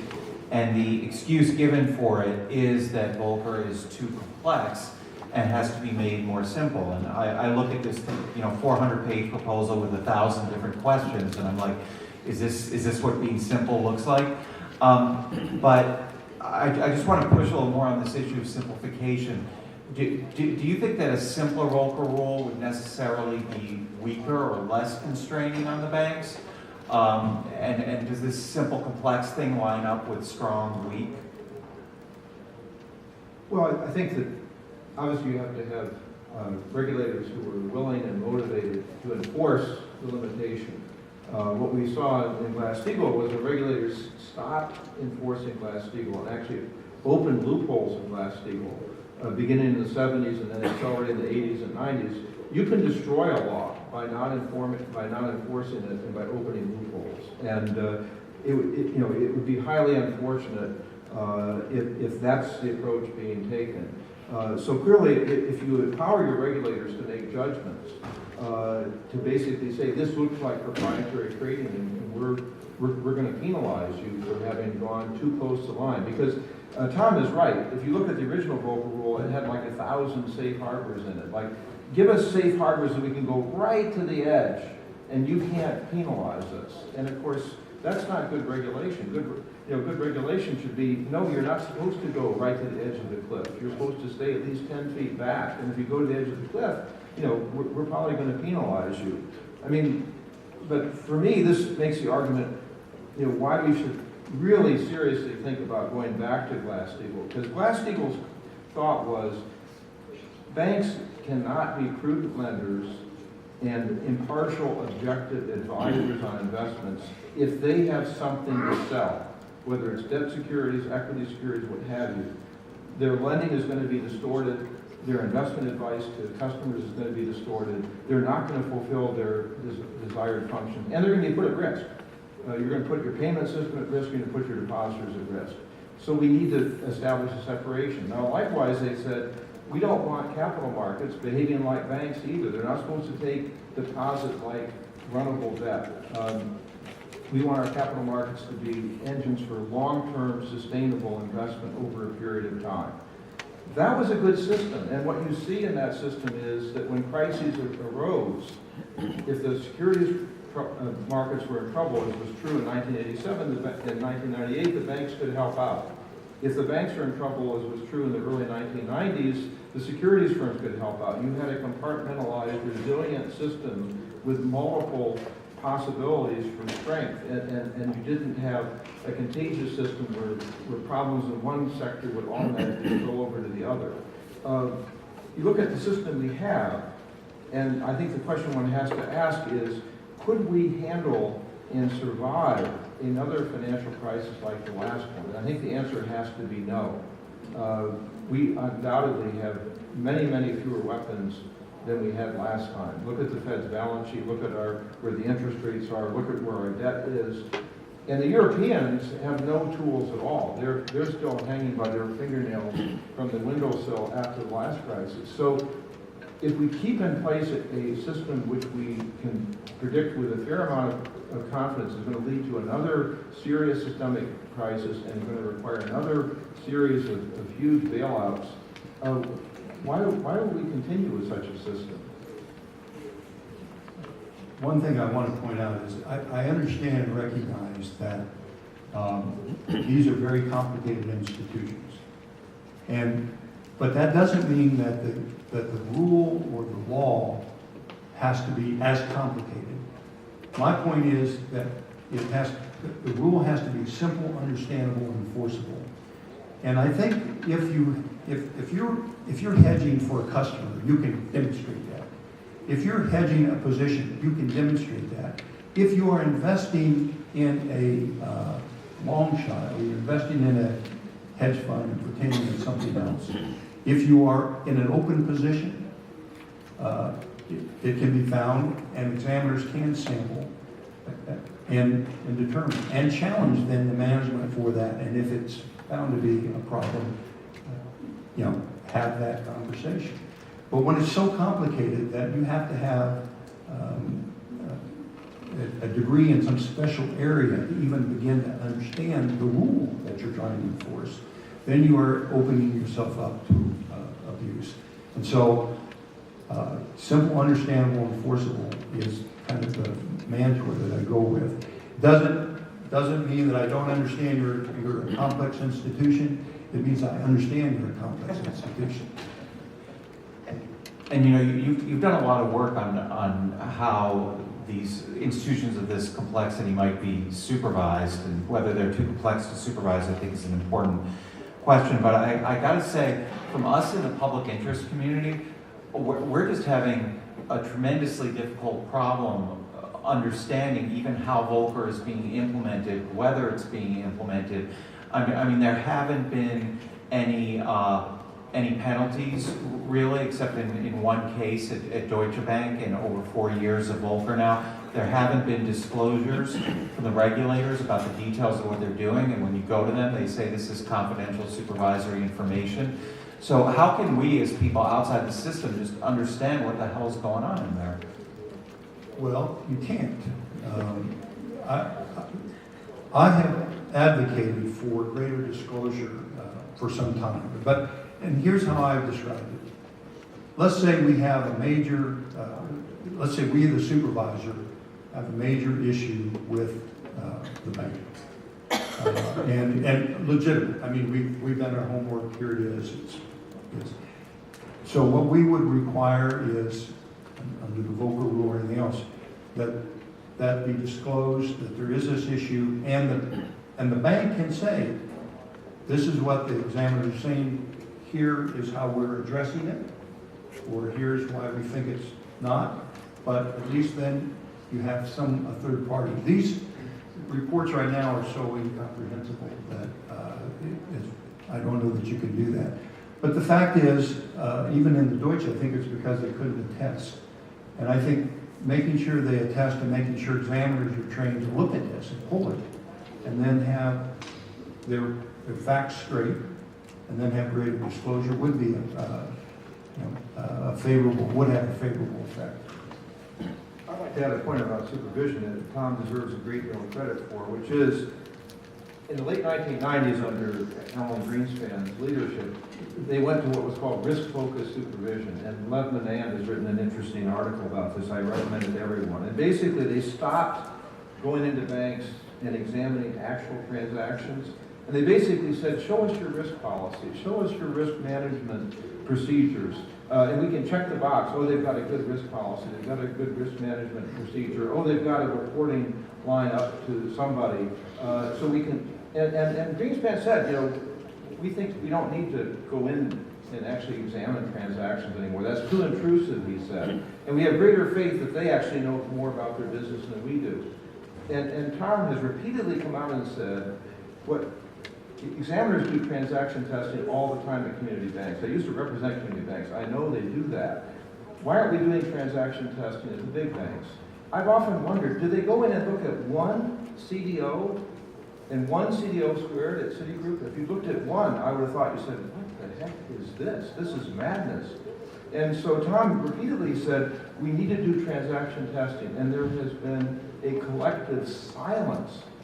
They don't even come back and say, Tom, you're wrong. Transaction testing is outmoded. It isn't the way to go. I mean, if we're not doing transaction testing, granular, detailed looks at what these giant institutions are doing, how can we possibly hope to know what the risks are and what the dangers are? And so I commend Tom's desire to, why are we examining big guys differently than we examine little guys?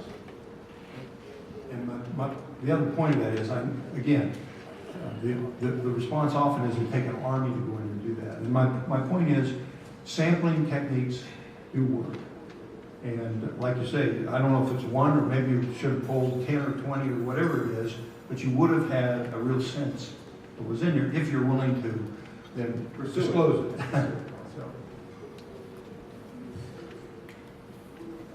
My view would be, if they're too big to regulate, if they're too big to regulate because it takes an army of regulators, then maybe they're too big. We certainly have reason to think they're too big to manage. People don't seem to be able to manage them without repeated compliance problems, violations of law, repeated huge losses. Maybe they're too big to regulate, too big to manage, they're just too big. And so this response, it would take an army of regulators, to me, should be alarm bells going off, right? Yeah, and I got to say, the stress tests are just supposed to be very reassuring for us, and we do believe in stress tests, but when you look at how the stress tests actually work, the Federal Reserve is unable to go in and examine the bank trading book. There's just too many positions, so they feed one Excel spreadsheet of risk factors in, and the bank has to come back with the projected losses. So there's a lot of dependency on the bank's internal systems there, and now the Fed is telling us they're not going to fail people on the stress test based on qualitative objections that your internal systems aren't good. So that to me is.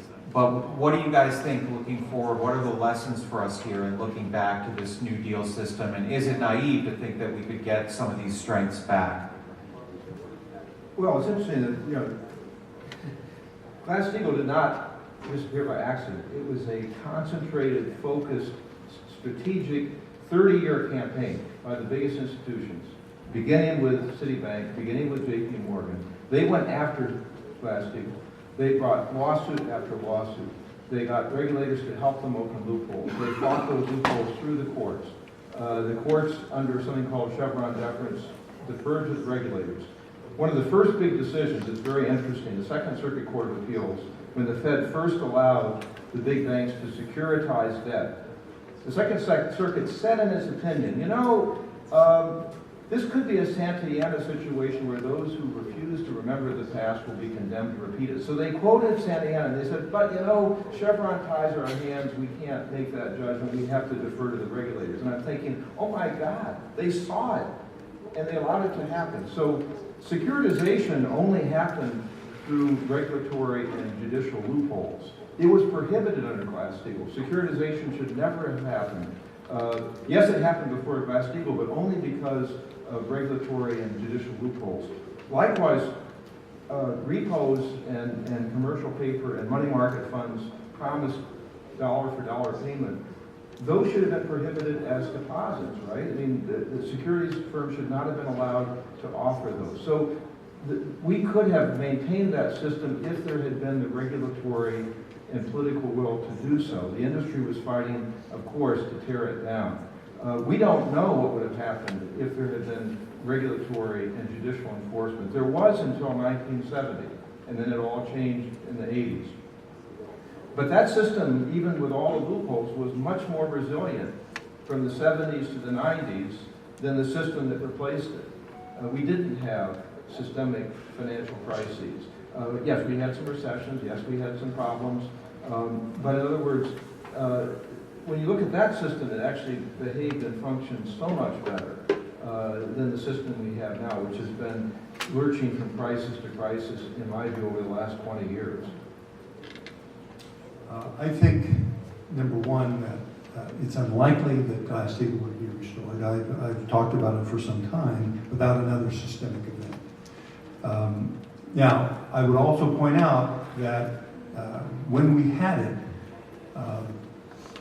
in comparison to other countries, we had a very strong banking system, a very vigorous capital market system, a lot of innovation, a lot of unique development, and a lot of progress in the business environment in the United States. So I don't think it can't work. I'm just saying that the likelihood, given the situation today and the powers that be, makes it small, which means we really do need to focus in on getting Volcker right. When they say simplify, I don't mean repeal. I mean simplify so that it's clear and we can make judgments and go forward from there. And one other thing, in some ways I think of myself as an independent because I'm both upset with the Democrats and the Republicans. Because the Glass-Steagall was actually repealed under a Democratic administration, and the others were the fact that we didn't have regulation of any of the derivatives market. The Republicans, when their time came in, they did the others. So that's why I talked when I started out today. It's about the culture of what you want for your economic system. A competitive, you need financial institutions. You need strong financial institutions, well capitalized so that we have confidence they can take the shot. We need some specialization help. Everyone talks about Adam Smith. Specialization can be a very productive event, and it has been in our country in the past. So it needs to be thought through carefully, but not just the stereotypical, he doesn't understand. I hate that answer.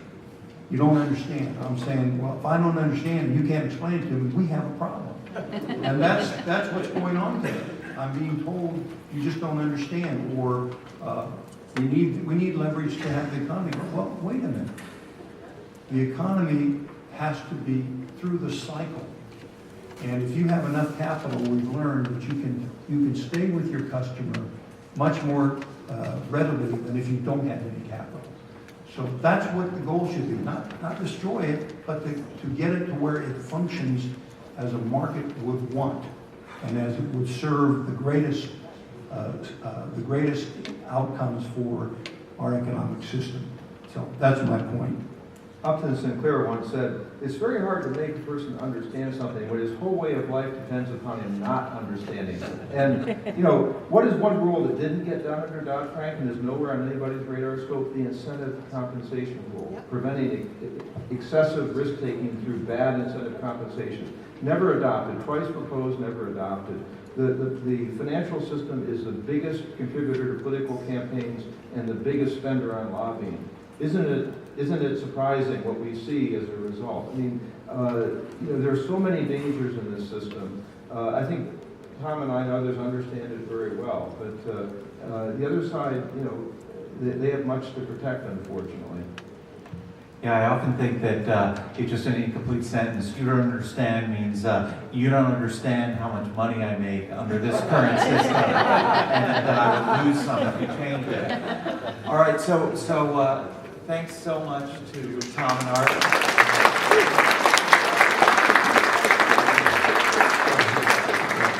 And we're going to take a 5-minute break. And then we're going to have one of the major architects of the Dodd-Frank Act here to discuss it, and one of the key implementers.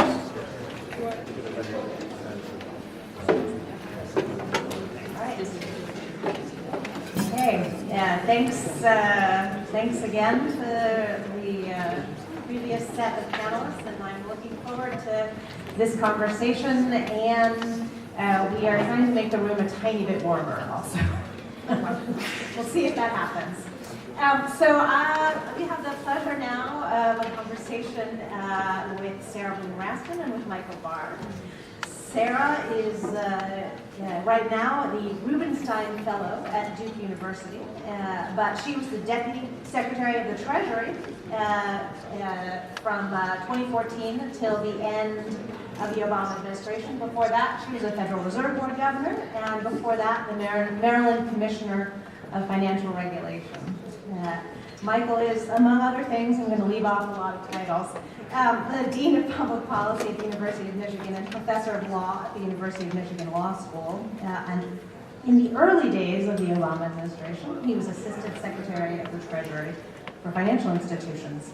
So I'm going to start with a question to Michael. We'll sort of go a little bit chronologically, which is that, so as in your role at Treasury, you were one of the architects of Dodd-Frank, and we would be interested in hearing you talk about kind of the thinking behind it. What was the theory of the problem that drove the way Dodd-Frank was written, and how was the law responded to respond to those problems, and were there also other goals it was pursuing?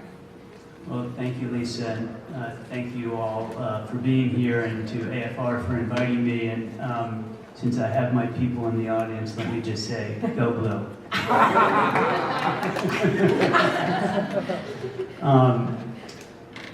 The Dodd-Frank Act was really grew out of an understanding of what had happened in the financial crisis. We saw many years, really decades, of increasing growth of risk in the financial sector, and the migration of risk outside of the traditional banking system into securitization, into derivatives trading, into shadow banking more broadly.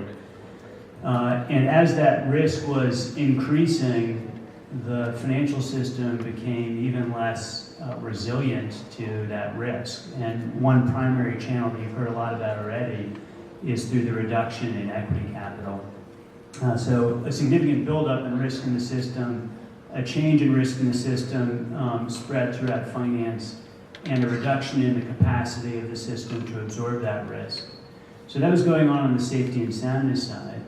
On the consumer and investor side, we saw a weakening of consumer protection, a weakening of investor protection, an increase, as Sheila was mentioning earlier, in bad products being sold to investors and bad products being sold to consumers. And ideologically, the view that Art and Tom were describing earlier that the market could just take care of everything. Everything was going to be fine. The market would police itself. And we saw in the financial crisis that that was just fundamentally wrong. And the financial system blew up after, again, this decades and decades of decline of regulation and oversight on both safety and soundness on the consumer and investor side. So we tried to do in the Dodd-Frank Act 5 fundamental things. The Dodd-Frank Act, you've heard, is big and complex, and it has been called too big to read. Just to give you a sense. Actually, the person who said that, I'm pretty sure, hadn't read it because of the comments they made after.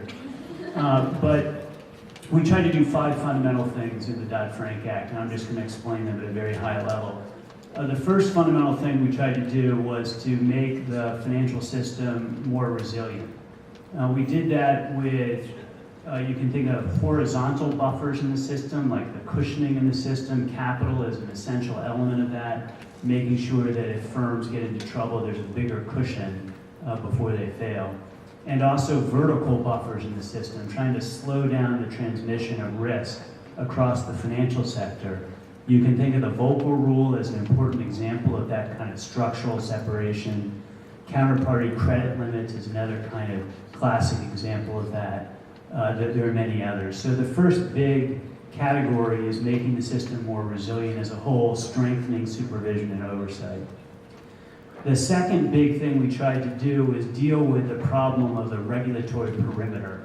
And you've heard this talked about this morning in different ways, but there is a fundamental problem that the bulk of safety and soundness supervision in our country was focused on banks.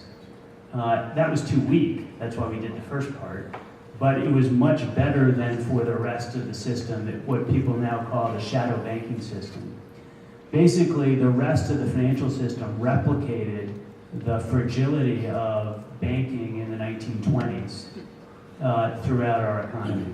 So you had firms, as you heard Art describe, you had firms making bets in the system with very short-term access to liquidity and being highly leveraged, extremely highly leveraged. And part of that was because our regulatory perimeter was too narrowly focused for safety and soundness purposes on banks. So the second big change we made in the Dodd-Frank Act was to say, we don't care how you organize yourself, whether you're a bank, or you call yourself an investment bank, or you call yourself an insurance company or a financial conglomerate. The kind of risk that you pose to the system is what counts. And if you can pose a big risk to the financial system, you should be regulated as such. That's the whole process. You've heard about FSOC designation of firms, financial stability oversight designation of firms. And that was an important part of the reform, has been, as many things are, I'm going to be talking about dramatically weakened in the last 18 months. So the second big category, changing the regulatory perimeter. The third big category was trying to develop a system for winding down a big firm and doing so in a way that wouldn't cause a crisis itself, wouldn't cause contagion throughout the financial system. So we developed what's called the Orderly Liquidation Authority, and that's designed to deal with a firm like AIG or Lehman Brothers or any firm today that gets into trouble and wind it down in a way that doesn't cause further systemic risk. The fourth big category of change that we made involves a particular aspect of the shadow banking system, and that's derivatives trading. And again, you've heard a good bit about it earlier this morning, but derivatives trading was an important spark or catalyst in the financial crisis, and it also spread risk rapidly through the financial system when the crisis happened. And the reason for that, it was fundamentally unregulated, and firms were making bets without oversight. There was no transparency in the market. There was not sufficient capital in the market. And so what we did is fundamentally change oversight of derivatives markets to say, if you're a derivatives trader or a significant player in the derivatives market, we're going to look at you and regulate you for safety and soundness. We're going to regulate the transactions, require capital in the firms and margin for the transactions. And we're going to increase transparency in the system through exchange trading. And we're going to require standardized derivatives to run through clearinghouses that create bigger buffers around risk-taking in the system. The last big change we made in the Dodd-Frank Act, the fifth big fundamental change, is around consumer protection.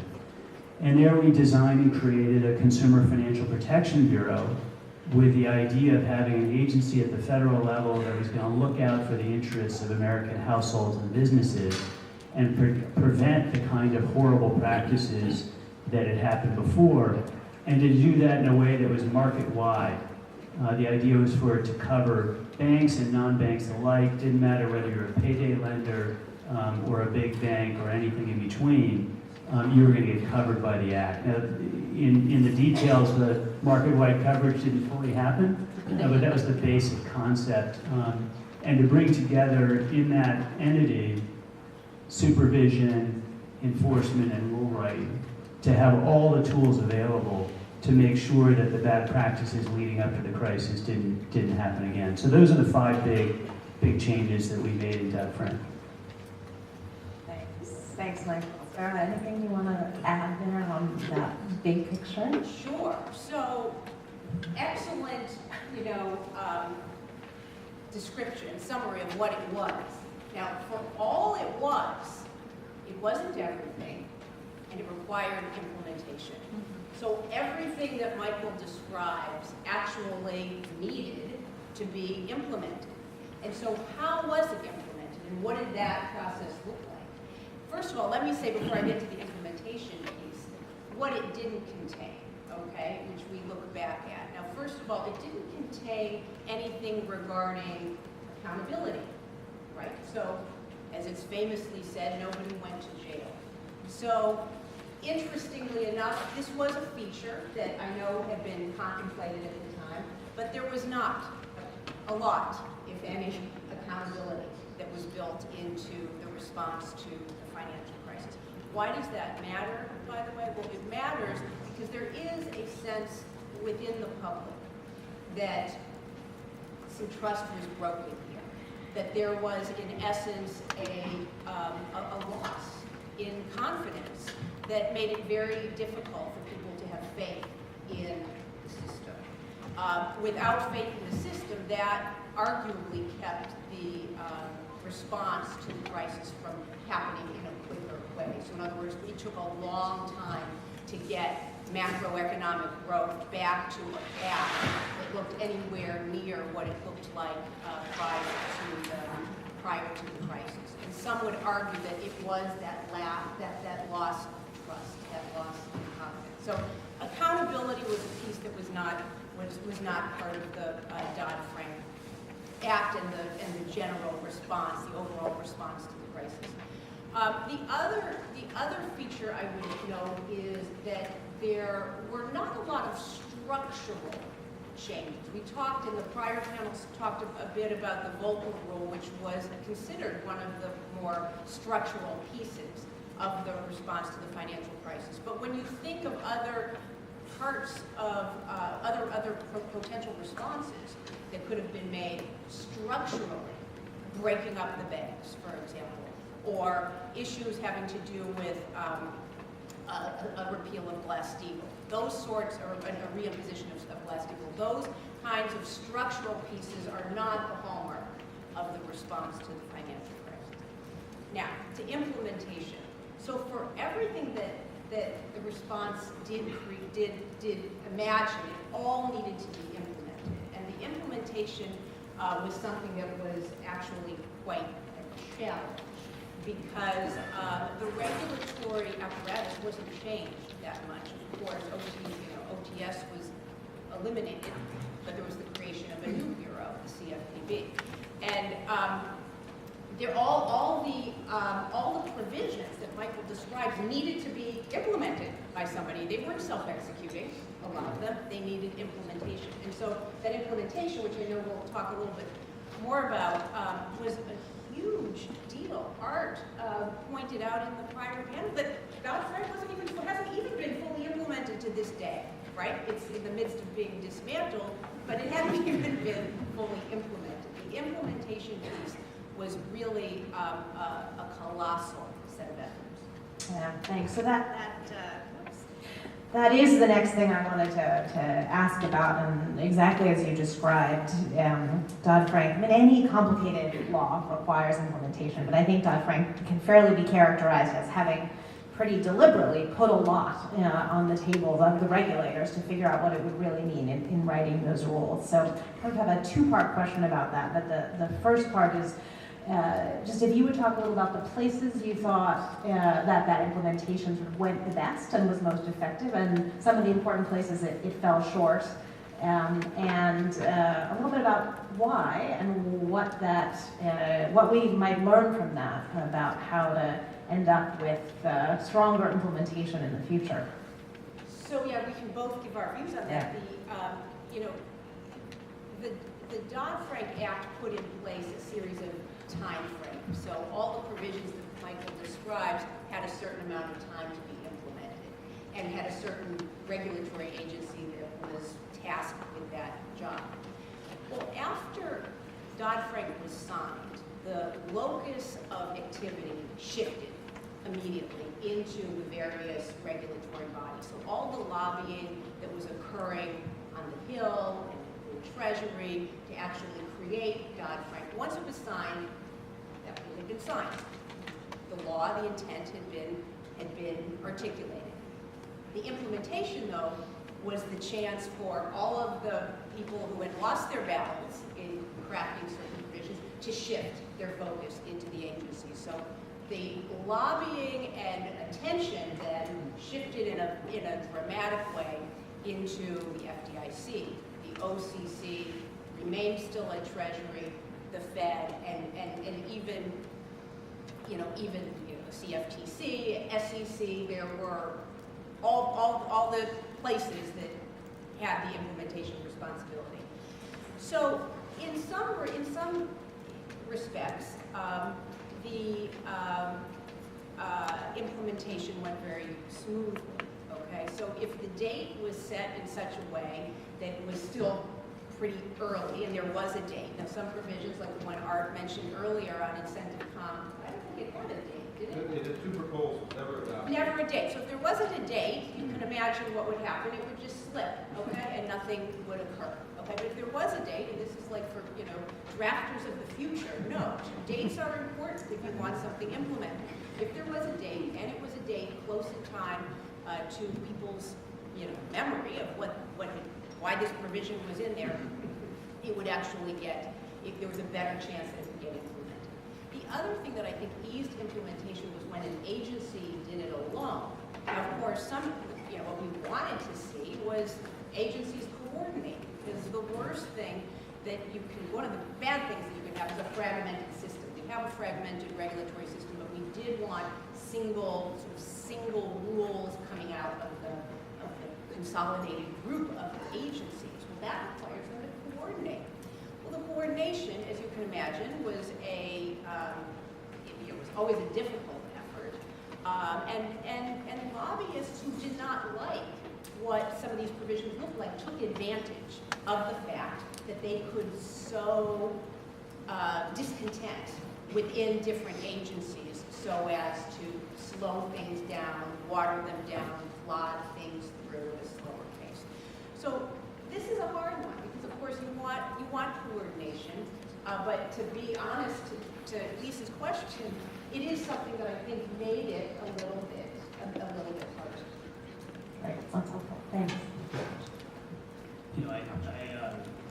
I agree with what Sarah said about the difficulty of implementation. I think that there are a couple key areas where even when we had single agencies, the reform effort stalled out. I mean, one example of that is with the SEC and money market funds, which we didn't put in the Dodd-Frank Act because the SEC already had the authority to regulate money funds. And we were worried if we put in a provision specifically about money funds in the Dodd-Frank Act, the whole industry would kill the rest of the bill. And we thought going in that the SEC had the chair had the votes to get real reform done. It turned out that that was stymied by a lot of industry lobbying.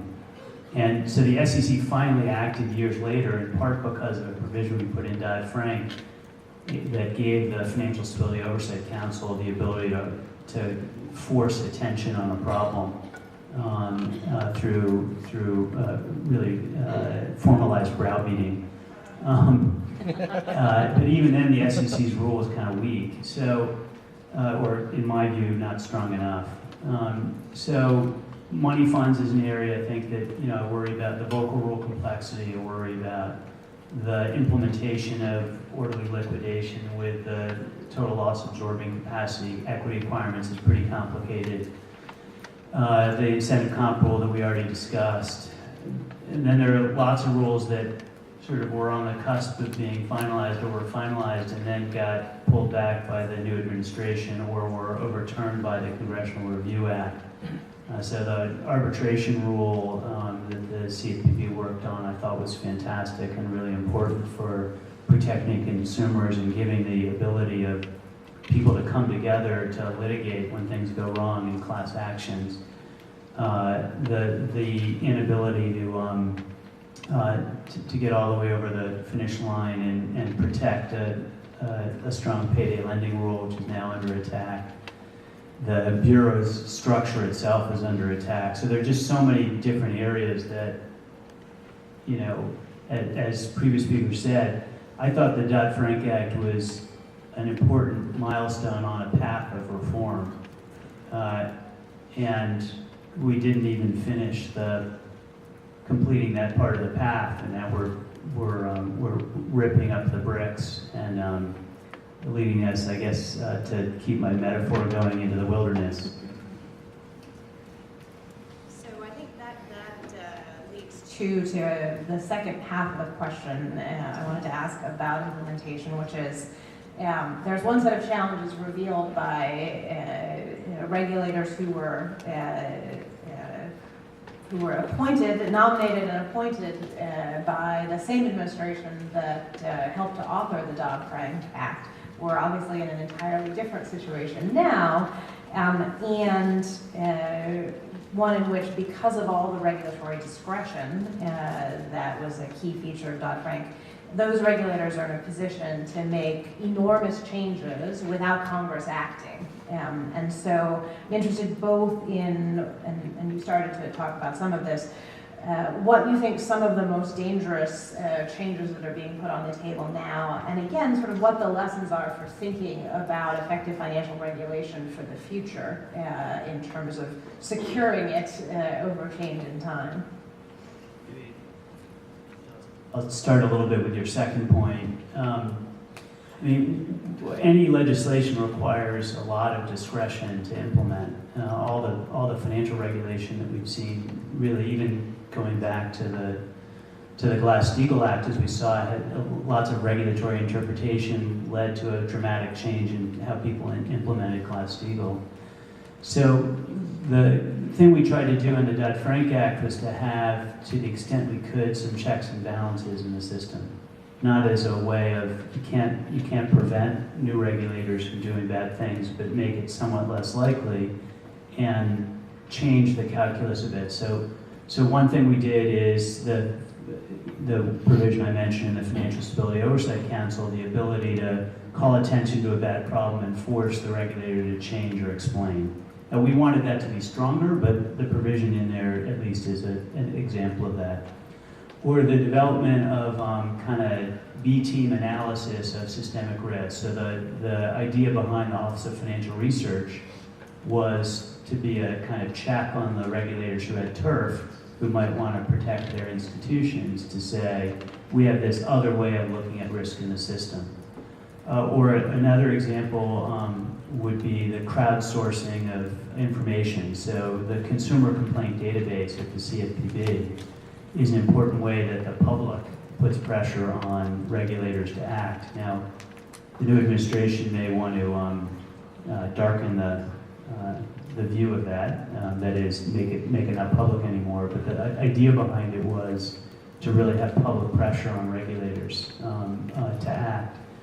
or in the CFPB, the ability of state attorneys general to enforce consumer protection laws at the federal level as a check against a weakening CFPB.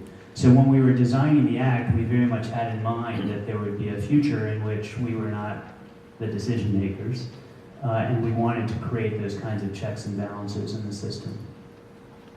Yeah, I think that's exactly right. I mean, what you can see with Michael's description of particular provisions is that there was a rationality to them. Now, in a lot of legislation, there is not complete rationality, and certainly legislation that's responding to a crisis is not always optimal, because of course a lot of what was described as our response to the financial crisis were provisions that should have been in place prior to the financial crisis. But given the timing of it and given what it was, the provisions were done to the best they could in a legislative context with an eye towards being able to withstand particular pressure points.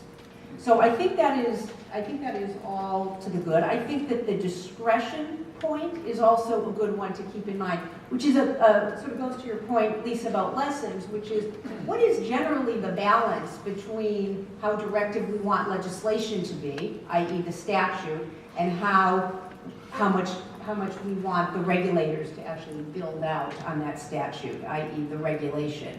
So that is to me that is an art form, right? I mean, you can see problems in the extremes, right? If statutes are too prescriptive, then you lose the flexibility for the regulators to tailor them to particular differences of the financial services landscape.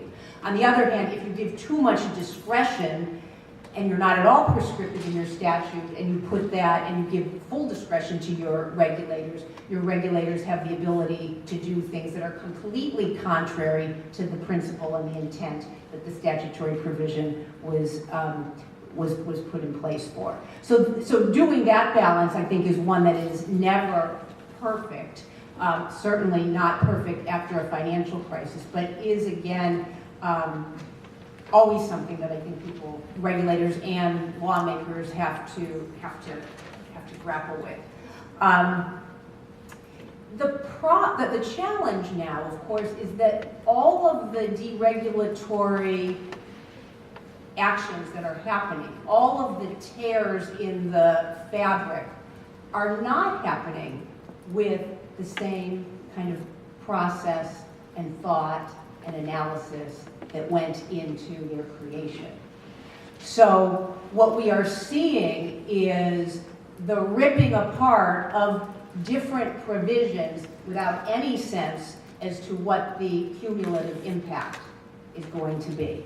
I think that is, I think that's extraordinarily dangerous. I think it is happening. I don't think anybody here would have been opposed to tweaking particular provisions, but we would want to have them done in such a way that we were analyzing their cumulative impact. That is what I think is missing now.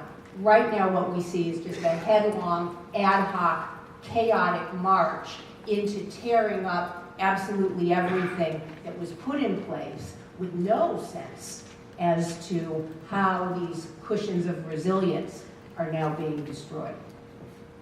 Let me just, I again agree with Sarah, and let me just add one point too, which is it's not just being done within the regulatory process. That is, Congress has been quite active. Congress was active in the regulatory process even before the change in administration. Congress weighed in quite heavily through hearings, through appropriations, through other measures to try and weaken, in many cases, reform. And then once the new administration came in and the new Congress came in, use of the Congressional Review Act to block rules that had already been done. The arbitration rule, one provision, I think the first provision they did was the oil and gas transparency provision, the disclosure provision that was designed to reduce corruption in the oil and gas industry in developing countries. And then most recently, the passage of what I think of as the Crapo bill that removed from annual supervisory stress testing 25 of the largest 38 firms in the country, which was just, I think, a significant mistake. And under the banner that people were using, it wasn't the origin of the rule in the first place. People say, well, not all of these firms are systemically important.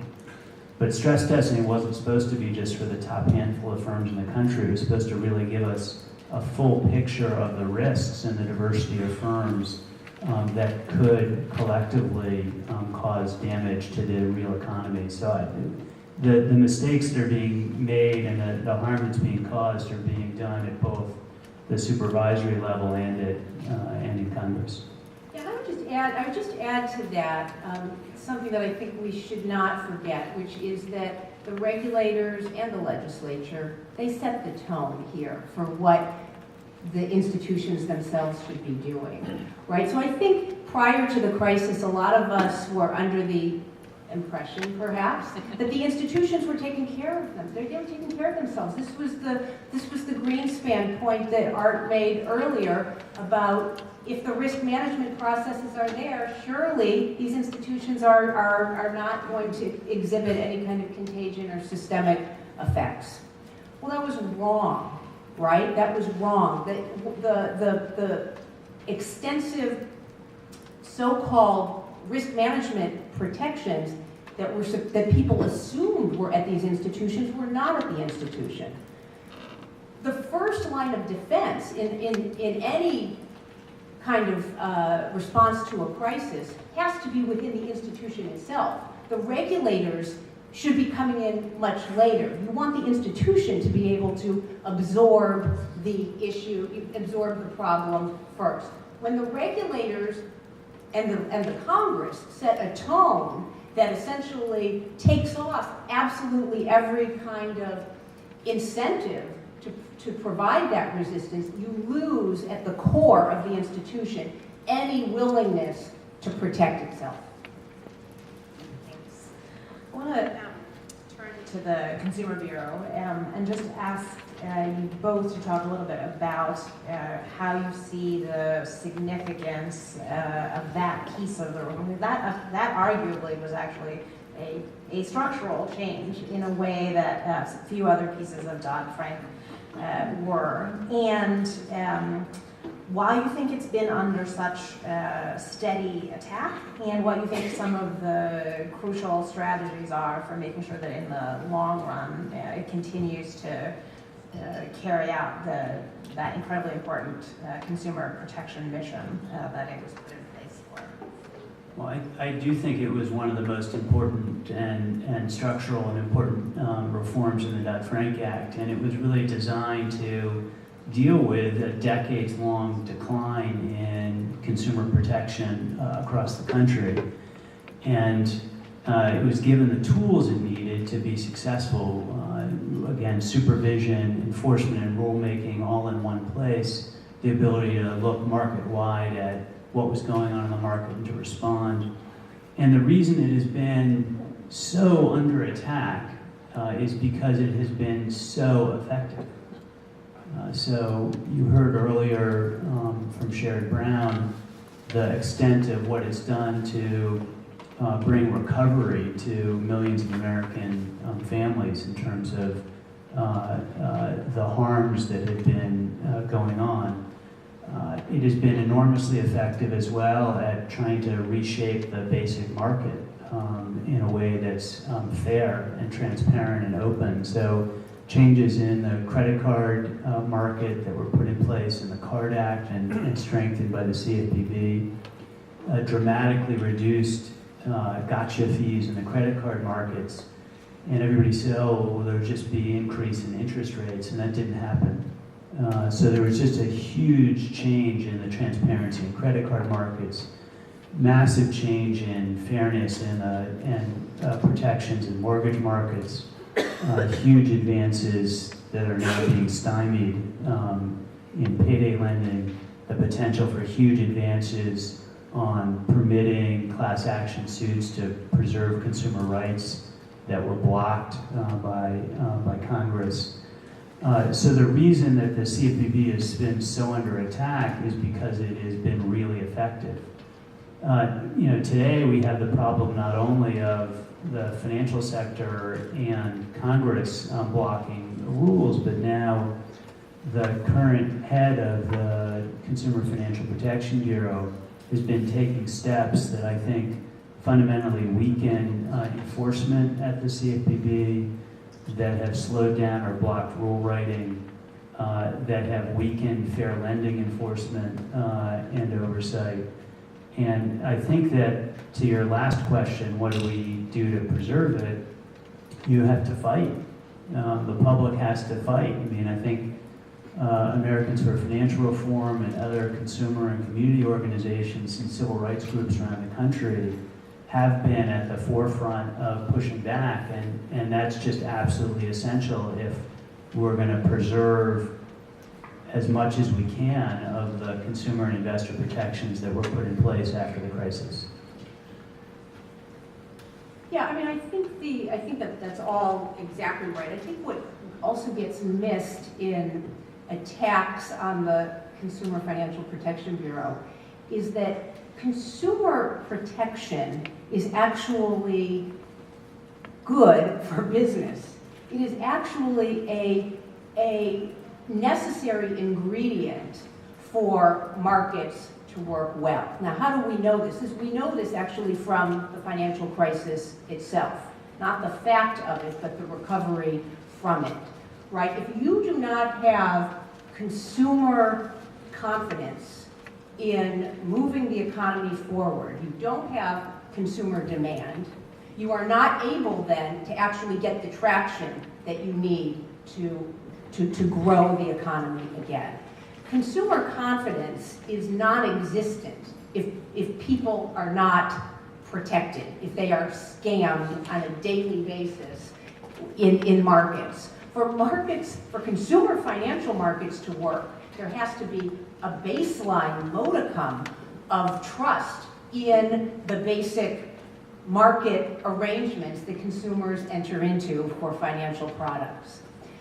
The Consumer Financial Protection Bureau was really brought into play. It should never have become a partisan thing. It was really something that was essential, considered essential to functioning financial markets. It was a piece that had been missing prior to its creation.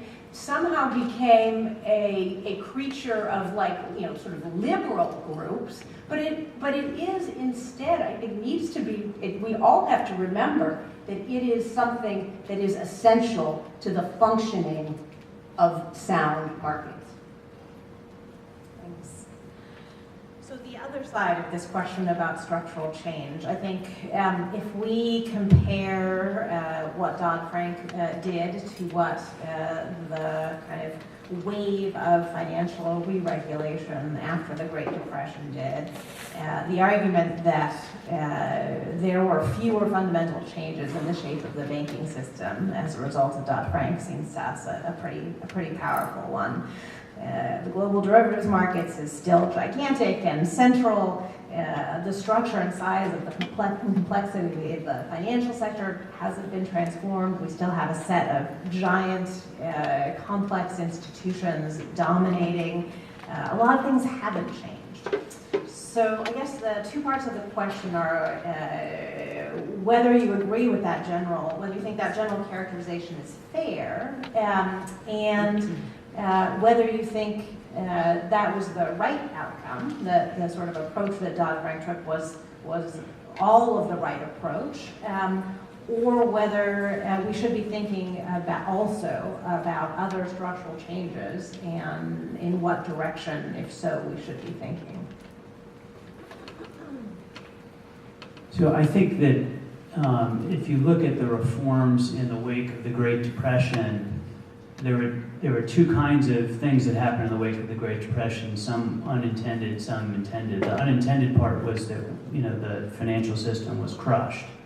And so one of the things that happened when it was crushed is that you got rid of a bunch of institutions that were problematic, but also that it took a very long time for the economy to fully recover. So there was a massive increase in 1933 that was successful in the part of the economy that was really important then, which is the agricultural sector, which is a much smaller part of our economy now, but then was a dominant part of the economy.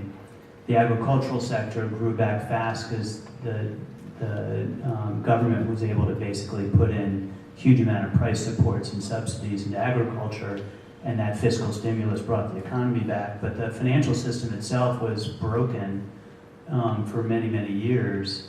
So we didn't know, I think nobody wanted to do that. Now, one consequence of not wanting to break the financial system coming out of the Depression was that the government, both in the Bush and the Obama administrations, bailed out the financial sector, not just banks, but the entire financial system, in a way that helped the economy as a whole recover, but had horrible distributional consequences for the system. Lots of ordinary Americans were badly hurt, and lots of very wealthy people were helped. And so one big thing is the big change structurally that happened that was different in the two systems was not about legal changes, it was about response to the crisis. In terms of the regulatory or legal changes, the reforms out of the Great Depression were phenomenal for creating a period of economic growth and stability in the United States, and that included the Banking Act of '33 and the creation of FDIC insurance, and also eventually money market reforms and investment company and trust reforms in the 40s, which is sort of the end of that reform period. It really took 8 years to get done. If you look at that arc of reform in the 30s, it got the energy behind it waned by the time the investment reforms were made in the 40s. And then in the middle of it all, you had some incredible reforms that we don't think of as financial reforms, but are backbones of the middle class, like the creation of Social Security, which maybe because I see everything with a finance lens, that's a financial reform to me, the creation of social insurance. So there's a huge amount of important change that went on in our society in those 8 years of time, or 10 years if you think about the recovery period, that are fundamental. And I would never claim we got anywhere close to that level of reform in finance in the Dodd-Frank Act. But I do think we did what was necessary at that moment in time to get done. Not everything that should be done, but what was necessary that we thought we could get done. And I mentioned, money market reform as an example of something we didn't put in Dodd-Frank because we thought we could get done regulatorily and would have killed the bill if we had done. The big additional area that we didn't touch, that we didn't think we could do politically at that moment in a rational way, to take Sarah's term, was reform of Fannie Mae and Freddie Mac. And it didn't seem to us that if we put that in the bill, we thought the bill would die of its own weight, or Congress would end up legislating something that was horrible for the country, that nobody would want, or that we wouldn't want. And this goes to the discretion point too. If you look at any particular measure Congress could have put in that was less discretion, it's not clear that Congress would have chosen the standard that you would have wanted them to. So, I don't know, this is not, I don't mean to be sounding to be making an excuse for not being as good as FDR. But we tried to do what we thought we could do and get done politically, and I think we did the minimum necessary to do what we could do. But it left many things undone. And as I said, I view the Dodd-Frank Act as laying a path, and the path should be continued to be built, not an end point. And now we're already going back. So I'll merge this into the very last question Senator Lawrence here on the schedule in the end, which was sort of related to the last as well. You've done a lot of work focusing on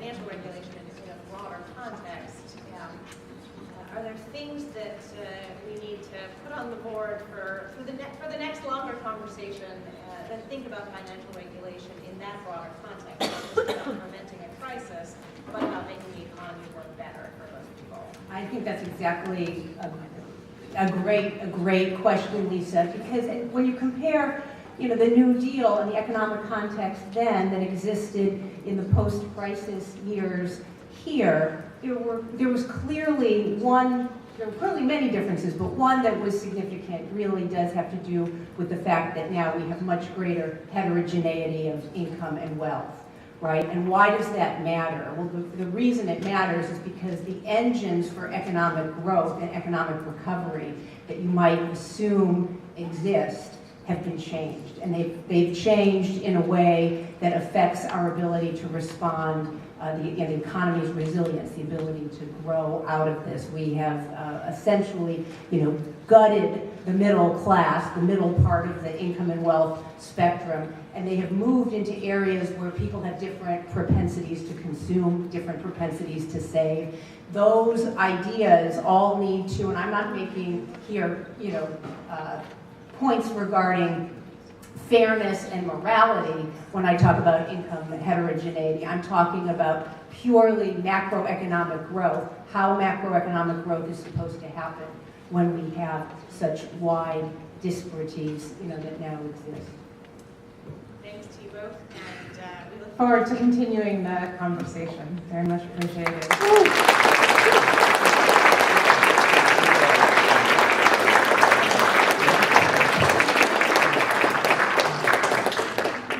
Talked about the enormous significance of the CFPB, which wouldn't exist without her vision and her advocacy. And I think everybody knows how powerful her voice has been in seeking change and demanding accountability from Wall Street. But having watched from up close a lot, I can't even wrap my mind sometimes about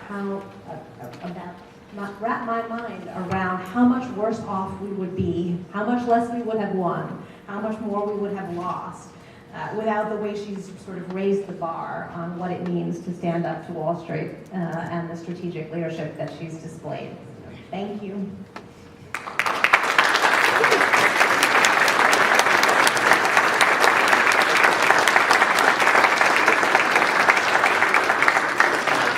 Thank you, Lisa. It's so good to be here with all of you.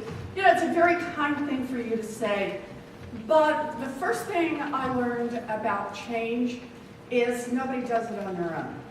It takes a whole lot of people to make real and effective change.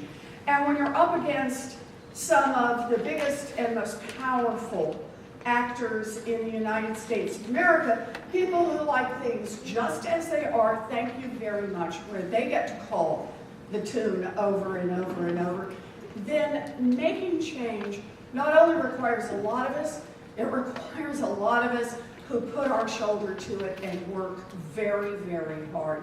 And for that, I want to say a huge thank you to AFR. Without Americans for Financial Reform, we would not have had financial reform.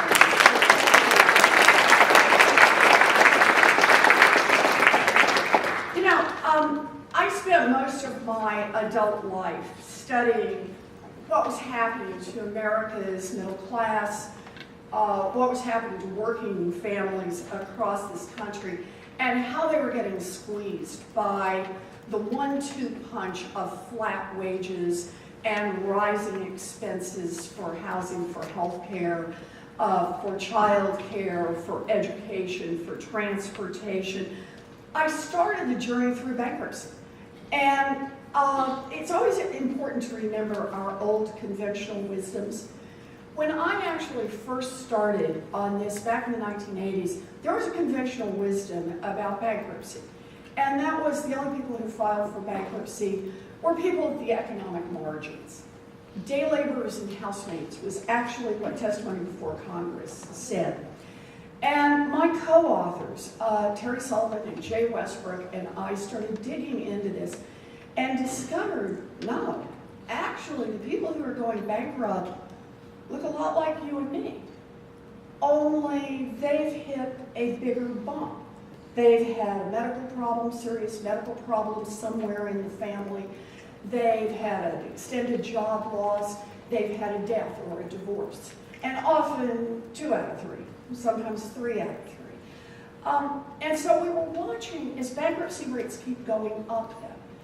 And you have to ask yourself the question as they go up during the 80s and during the 90s. Bankruptcy rates are going up. Families have always gotten sick.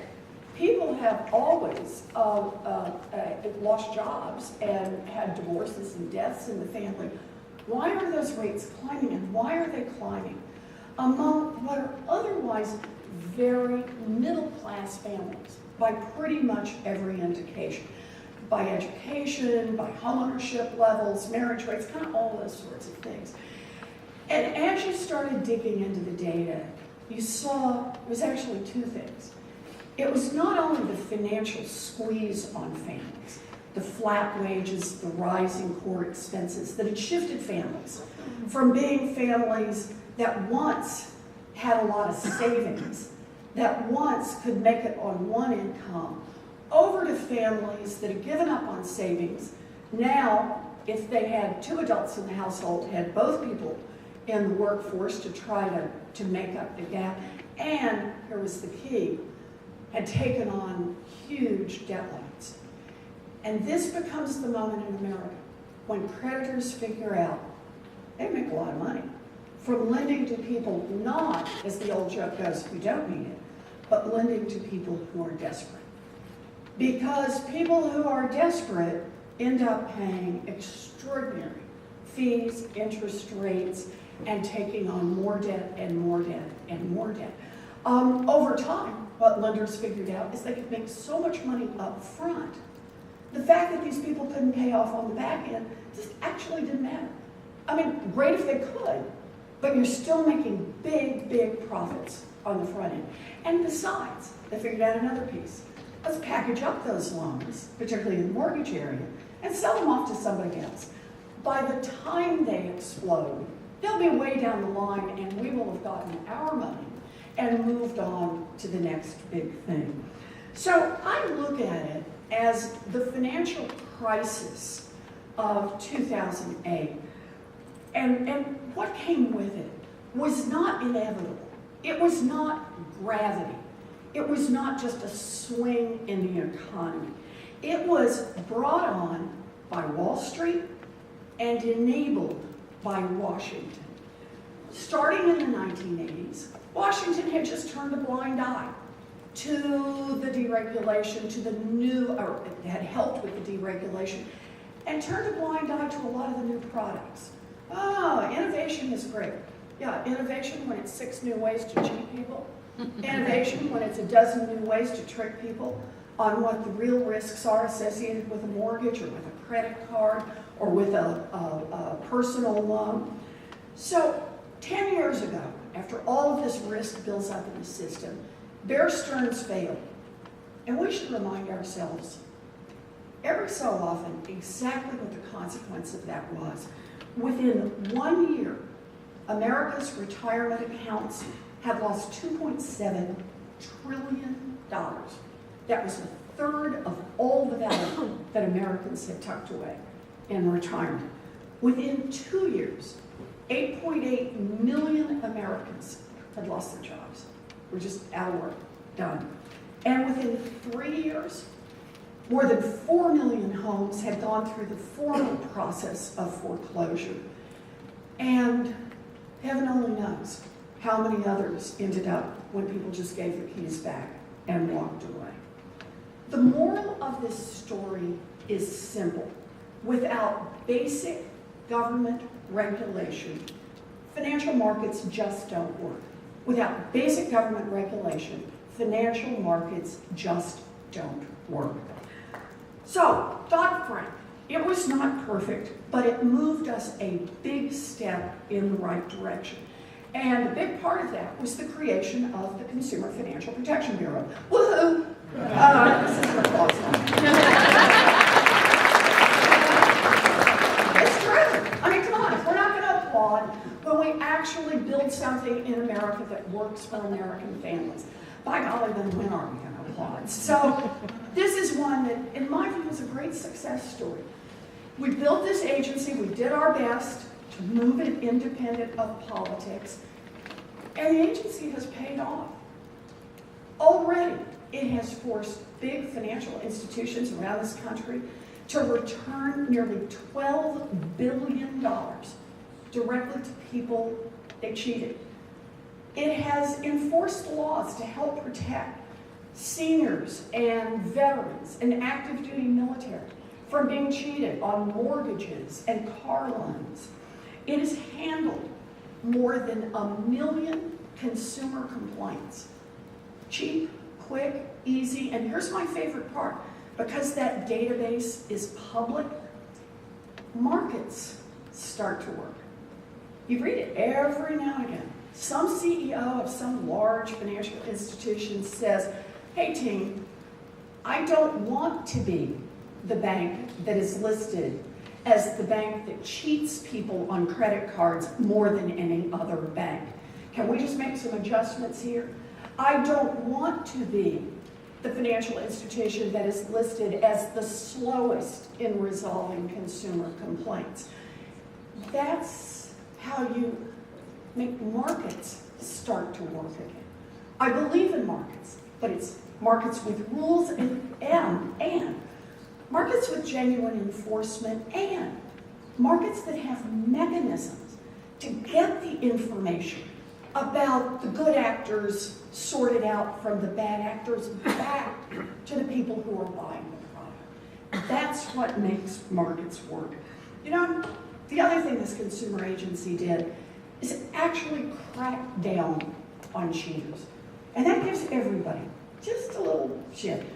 Biggest fine in the history of the universe on cheating folks is when Wells Fargo gets hit for its fake account scandal. Now, you could say, now, but Wells Fargo does not seem to have learned a lesson from that, which raises the next level of issue, whether dollar enforcement is enough or it's going to take real personal accountability. The former CEO of Wells Fargo is gone, but he's been replaced by a Wells Fargo insider who was there throughout the entire period that this scam and half a dozen other scams were built into the Wells Fargo DNA. The board of directors is still populated by people who signed off year after year after year on, yeah, Wells Fargo has perfectly adequate mechanisms for keeping track of making sure that it's following the law.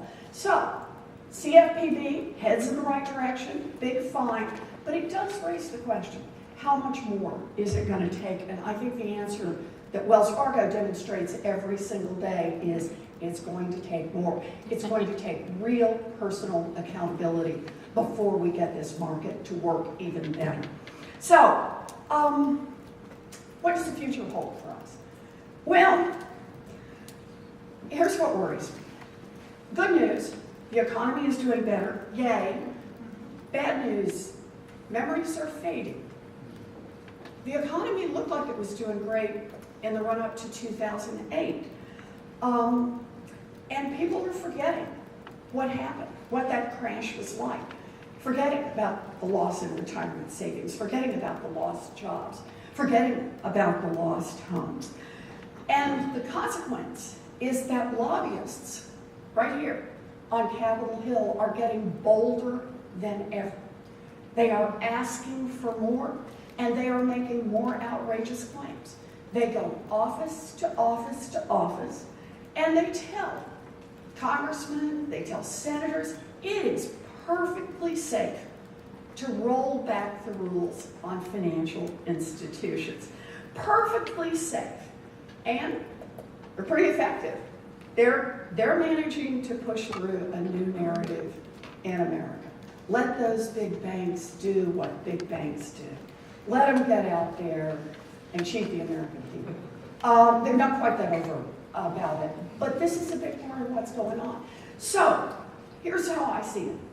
The fact that we know what the lobbyists are up to, The fact that we know that they are effective in pushing back, the fact that we know that they're putting 2008 and what that meant to the American people in the rearview mirror and saying, ahead, ahead, ahead, and let's repeat many of the same problems from pre-2008 means the people in this room cannot give up. You cannot turn away from this issue.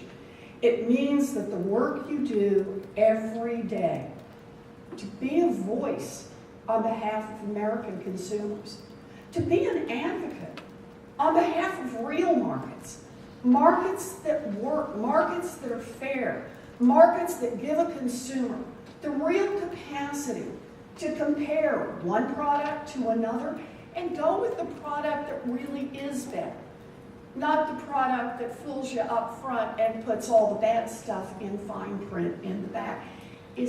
This is more important than ever. I understand that the road ahead will not be an easy one.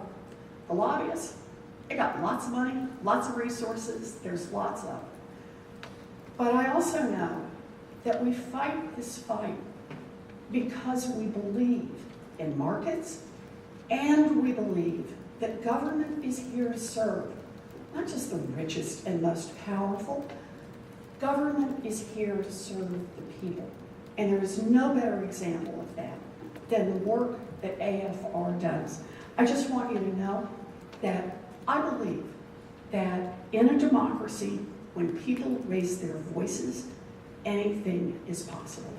The CFPB, Dodd-Frank, is living proof of that. So thank you all for all you do every day. It is an honor to fight alongside you.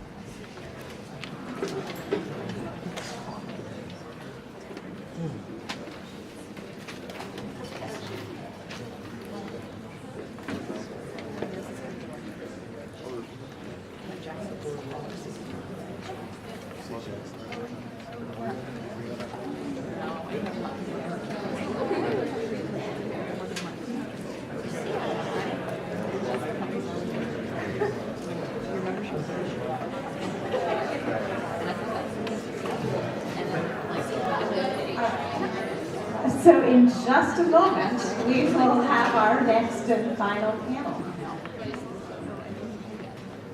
I see Commissioner Jackson. Do I see Mike?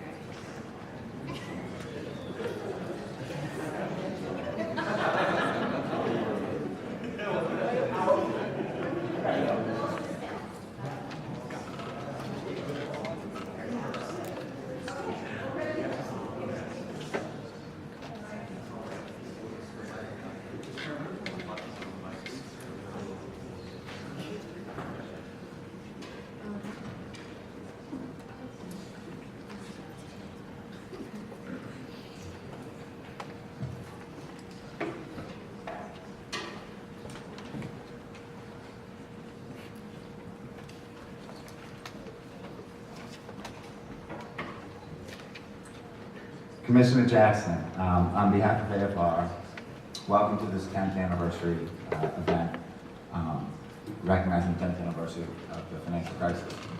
I think you and I have met once previously, but it's a pleasure to speak with you here today.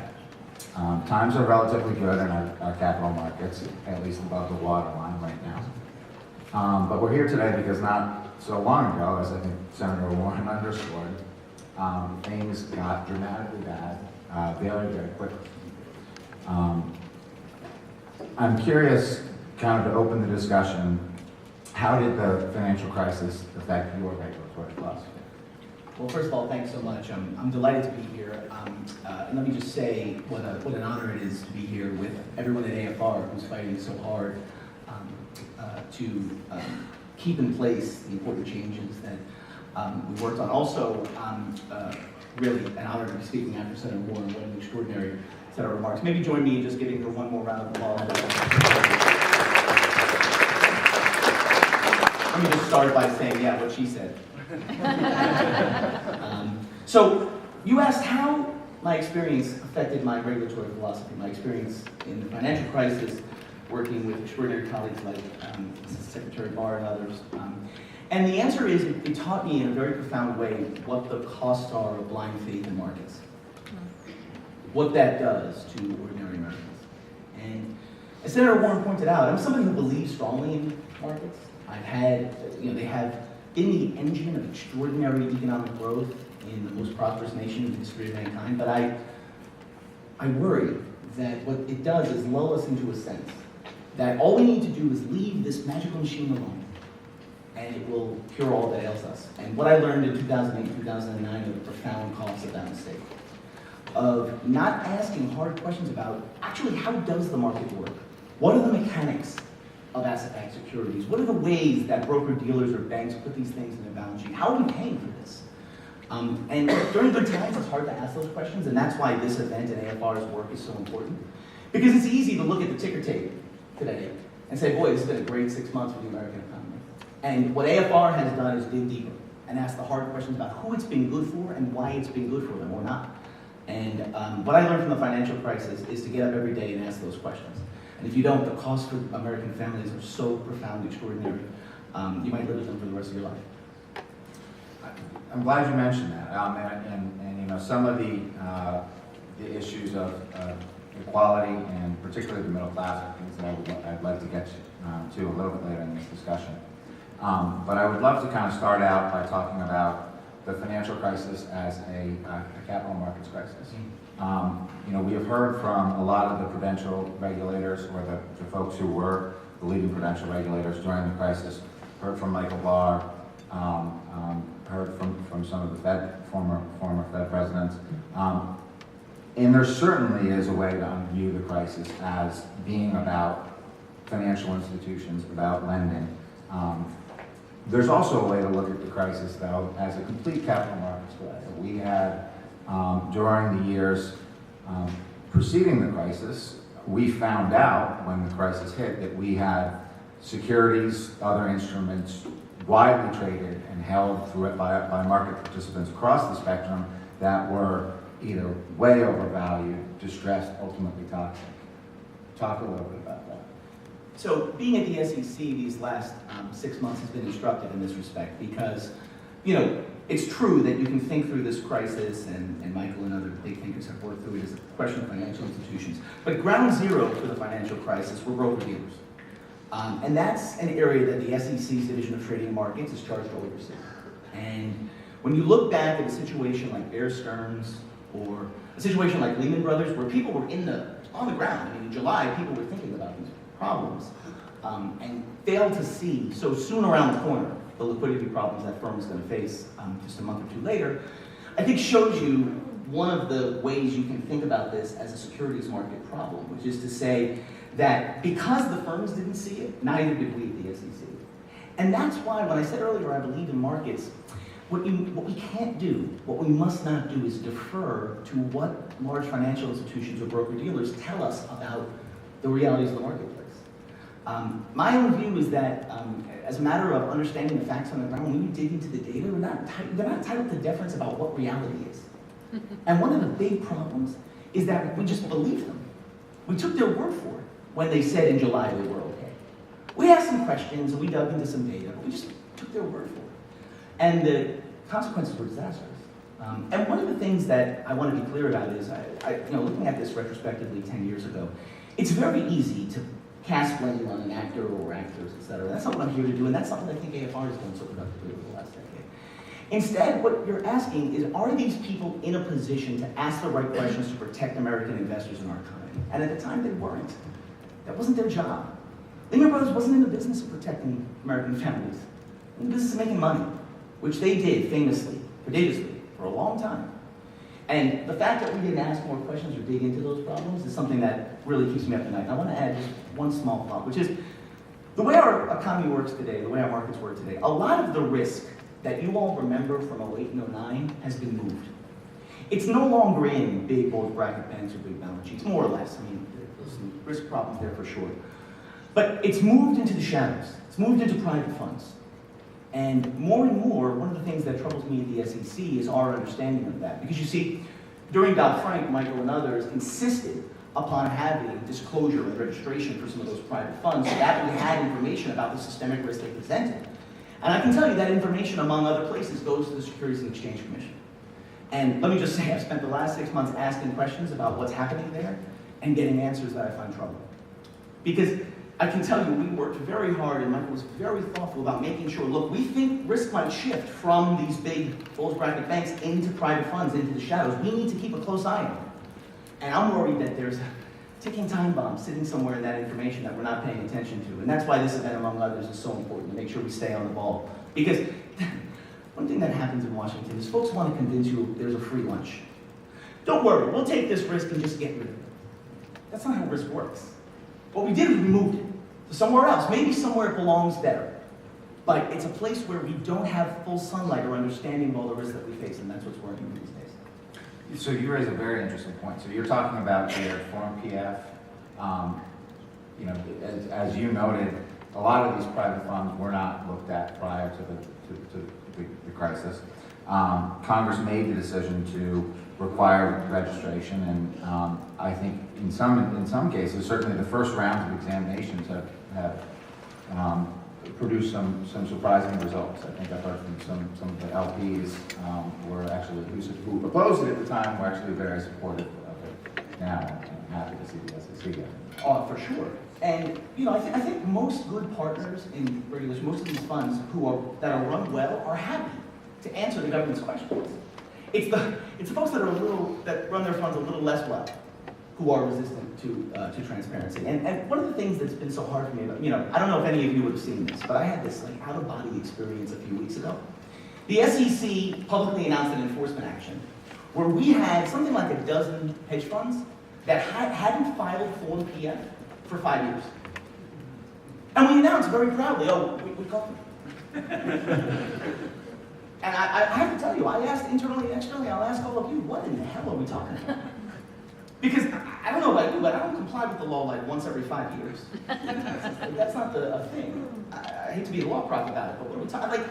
And I have raised in that building over and over again. Are we sure that we understand what is going on in these private funds so that we know that we just haven't shifted this risk to another place where it's going to hurt us again? And I have to tell you, when their answer is, well, we don't know whether they even filed the form, that worries me. Sure, and this information that's captured on the form and that you're looking at in the private funds is not just valuable in that it tells you how these firms are treating their LPs or what their marketing materials look like.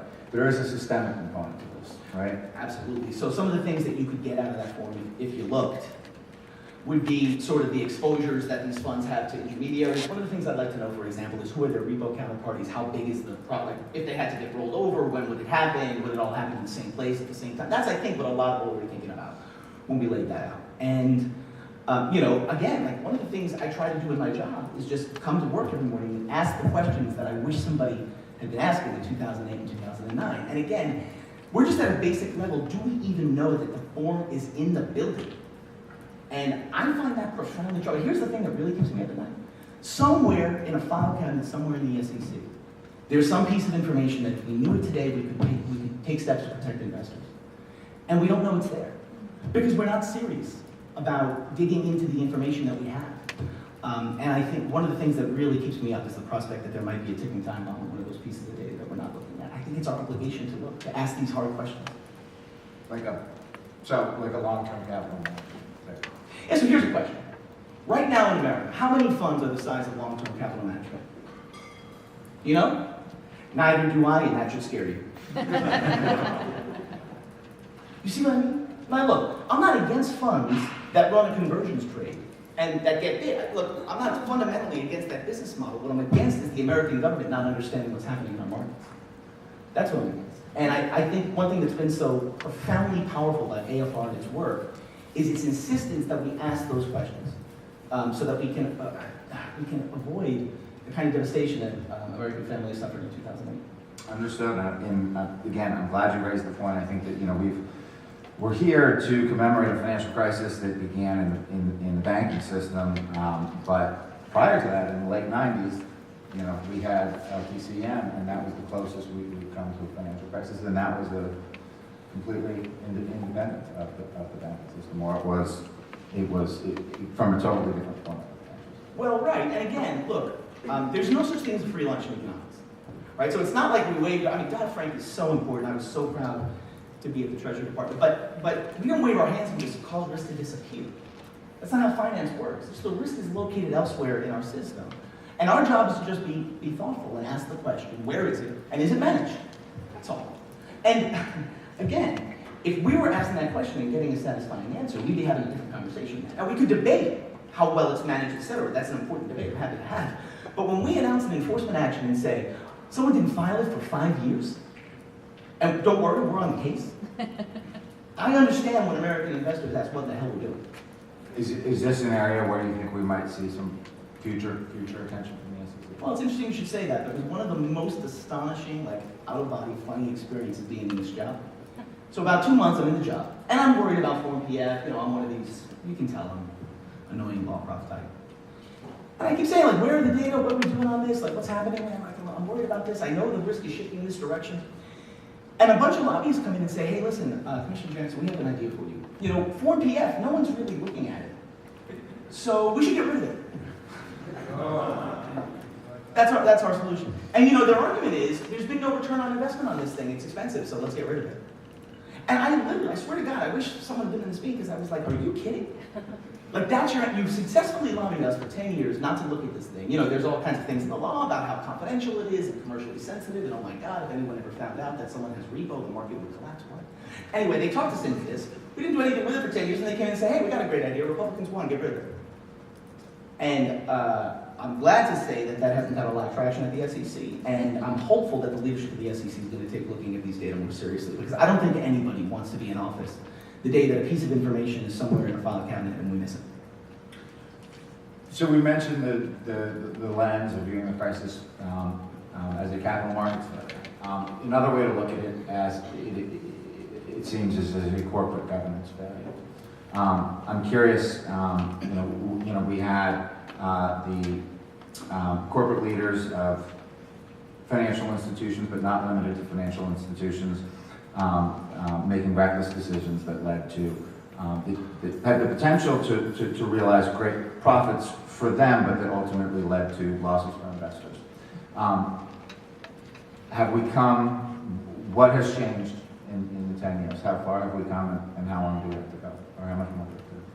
Not very far, because we passed a series of reforms on executive compensation and incentives, and none of them have been made law. By the way, here's something funny. Of all of the Dodd-Frank rules, does it seem coincidental to you that the ones that came last and still haven't come are the ones that stop these guys from getting paid? Because it doesn't seem like a coincidence to me. Now, funny, we were considering at the SEC a vulgar a change to the I voted against it. I wasn't supportive of changes to vulgar. But one thing I wrote in my statement, I had this crazy idea, which is there's all this debate over who's taking risk and how much and how dangerous is it. And I said, look, man, my perspective is those are hard questions. We should dig into them, but let's just start by not paying people to take risk. Let's just start there. Let's start by not giving them incentives to take aggressive short-term risk, get paid for them, take money off the table, and leave behind a mess. And the reason I said that was that there was great evidence leading up to the crisis that that's exactly what happened at both Bair and Lehman. It's a great study by a couple of Harvard scholars that shows that in the 10 years before those firms collapsed, Their top management, just the top management, took $2.7 billion off the table with stock options and shares. $2.7 billion. Like 30 or 40 people. They just took it off the table, left behind a mess, and you know what happened next. And my argument was, let's just not pay people. If you don't want people to do something, I hate to be like the naive New York guy, don't pay them to do it, was my argument. And it's still the case that 10 years after the crisis, 8 years after Dodd-Frank, the rules on banker pay, which were sort of very sensible set of statutory authorities we gave bank regulators to make sure that guys don't get paid to do this kind of thing, still aren't law. First of all, I don't think it's a coincidence that the lobbyists have succeeded in doing the one thing that executives would want them to do, which is making sure that they still get paid.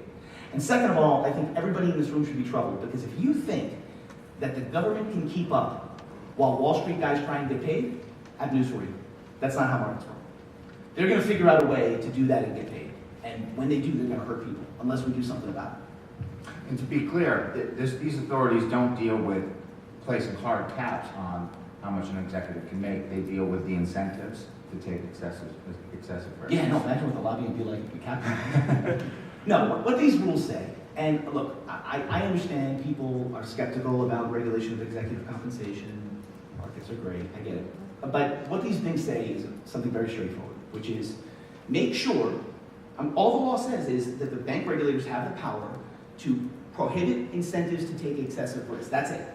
Now, what exactly it looks like, we can debate. I've written some papers about it, so we, lots of other people, we can debate what that looks like. Here's what it doesn't look like. No rules at all. Like, I feel like we're in a negotiation and my bid is not that crazy.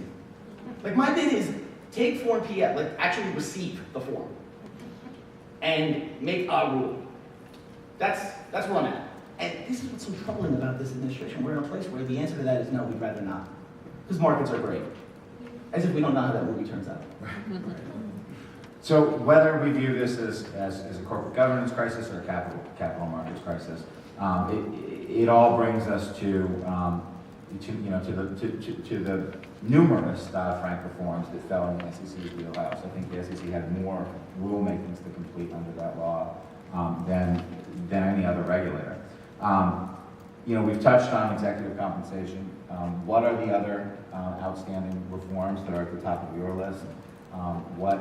What's working, what's not? So, a couple of things. One is, I think, finishing the existing Dodd-Frank rules is so important, not only because they were the right thing to do, but because as a matter of law, I think the agency's reputation suffers from refusing to implement the will of the Congress of the United States. It's not like this law was passed like last year. It's not like, we're doing lots of voluntary rulemakings and ignoring the governing statute, it's a valid law of the United States. Like, I don't understand the argument for that. And again, I hate to be all law, I guess I'm just naive this way. But I keep saying to them, we should do something about this. They're like, why? I'm like, because it's the law. And that's the end of the conversation. They change the subject. Like, what the hell are we talking? Like, I don't understand the argument against finishing those things. And I guess my response would be, if you think that's a bad law, then repeal it. But you tried. You can't. So let's implement it. Let me say something else about that too. The marketplace wants us to finish those rules because they want to know what the rules are. Like, I've talked to a lot of boards. They've said to me, look, you're going to make some rules on clawbacks. We're not against clawbacks. We just want to know what the law will be so we know what kind of clawbacks to write. And I go to this thing every year, which is like executive compensation lawyers, and we talk about it. And they say, like, we don't know what to advise our clients because they don't know what the law's going to be. And like for 5 years, people kept coming and being like, this will be the year it's going to be finished. And it's kind of become a joke at like the PLI, except it's not very funny because I don't think that the agency I work for can have real credibility with the Congress of the United States if it doesn't follow the rules. So that's one thing. Another thing I've been working a lot on, thinking a lot about, is what's going on with initial public offerings in this country. It's been very frustrating for me because I have colleagues who are really convinced that a lot more companies would go public if only we just cut some more red tape. Like, oh, tell you what, like we'll just get rid of some rules and we're sure more companies will come public. So here's my problem with that. I've been in a lot of boardrooms in my life. I've never been in one where I go in and I say, hey, I've got a great idea, you should do an IPO. And they're like, yeah, we'd love to, but the registration statement's really long. So no thanks. Like, if it were 100 pages shorter, we'd do it. but no, we don't want any capital. The reason companies don't go public isn't because of that. The reason companies don't go public is we have very frothy private capital markets with all-time high valuations. They're cheap, unregulated, and easy to use. And because fundamentally, the proposition of becoming a public company is no longer as attractive as it used to be. And here's one reason why. I gave a speech about this a couple of months ago. Did you know that if you're a public company, if you go public and your company's worth less than $1 billion, you pay the investment bank that takes you public exactly 7% of the value of the firm when you go public? Not 7.5, not 6.5, 7. If you're bigger than $1 billion, you get a cut rate. So if you're Zuckerberg, don't worry, he's good. But if you're a $1 billion company or less, you can't go public because you have to pay the 7% tax. And by the way, just so you know, I was on Wall Street a lifetime ago, and I remember saying to my friends, this is not competitive pricing. This is going to go away. Competition will eliminate this. And I got to the SEC, and 30 years later, I asked my staff to look into it, and they found that the same price is still getting paid today. So people say to me, why do small middle market companies not go public? And I say, well, maybe it's because they have to give up 7% of what they created to Wall Street in order to access our capital markets. Maybe it's not red tape. And so that's another thing that I hope the SEC is going to take a look at soon. And indeed, I think this is a point that Congressman Jim Himes makes often, and in the legislation that passed the House last week, he has a bill with requiring SEC to take a look at this issue. So you may be looking at it. We're working hard, man. You know, what I called it, I gave a speech in Cleveland, Ohio, and I called it the middle market IPO tax. Because it's not a tax you pay if you're big. It's a tax you pay if you're small. And I have to say, one of the things that I've been really thinking a lot about and focused on is the degree to which our capital markets are arranged in a fashion that just favors size. If you're big, the United States capital markets have lots to offer you. But if you're small, we have less that we can do for you. And I'll tell you what bothers me about that. Whether a company stays private or public, whether they use the capital markets or not, having a public alternative that is cheap, easy to use, and that actually encourages small companies to go public will cause competition that will get them cheaper capital, which allows them to create jobs. If you're a private equity firm who's paying for a middle market firm, if you're lending them money, if you're making an equity investment, you know they can't go public without paying 7% of what they own. And for that reason, you charge them more. That's not the kind of competition that's good for middle market companies. Last question before we really turn to a couple specifically focused on the middle class. You know, you mentioned private markets. We've touched on some of these things already. You mentioned hedge funds. But looking forward and considering that since the crisis, it's really been the SEC-regulated markets that have, they've changed dramatically. Increasingly, SEC-registered funds are a source of capital throughout the economy. Investment capital has stepped in to fill some of the voids where banks are no longer engaged. We've seen massive growth in ETFs. We see interesting things with cryptocurrencies on the horizon and hedge funds stepping into cryptocurrencies. What do you see as the threats going forward? So there are many. There's a lot in there. I'm just going to pick out one to focus on. You know, I think I've talked a little bit about the private fund concern and the fact that we at the SEC have virtually no grasp of what's actually going on in that market, and it's very troubling and something we need to fix right away. But I'm going to add one more thing for us to think about. In the ETF space, you know, this is now a $6 trillion asset class. $6 trillion asset class. One of the things that worries me about those products is we have just started at the SEC to regulate them in a way that makes sense. For years, we did it by exemptive order on a sort of one-off, fund-by-fund basis. We just put out a rule I've worked for that proposes to add some rationality to that, but one thing that was so upsetting about that rule is it did absolutely nothing about some of the products in that space that can really hurt investors. I'll give you an example of what I mean. You ever hear of a leveraged ETF? A leveraged ETF is a fascinating product if you like math. So, what it is it just basically says, our argument to you is we're going to give you 3 times the S&P 500. The problem with the product is that it forces the investor to rebalance every day. But they don't disclose that very clearly. And the consequence of that is if you're an investor and you say you're 65 years old, you say, you know what, I have a retirement next day, but I'm short. I don't have enough to retire. And I think a lot of Americans face that now. They say, okay, I don't need just the S&P, I need 3 times. And they buy it and hold it. And let's say, thank God, 5 years later, 10 years later, the S&P is up 20%. That investor is going to open their envelope thinking that they've saved 60%, that they've increased their savings by 60%, 20 times 3.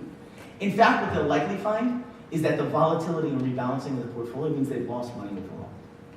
And we at the SEC did nothing about that. It's a well-understood part of the asset class. Everybody knows this about ETFs. And what we did about it was nothing. And I said in my statement, this really won't do. Because, again, the fundamental idea is if we just disclose enough to investors, we'll solve this problem. And that's a good example where everybody agrees that product is not suitable for retirees. That's not a buy and hold product. Yet for some reason we want to let people invest in it. I guess on some bizarre free market commitment, but this is what I mean.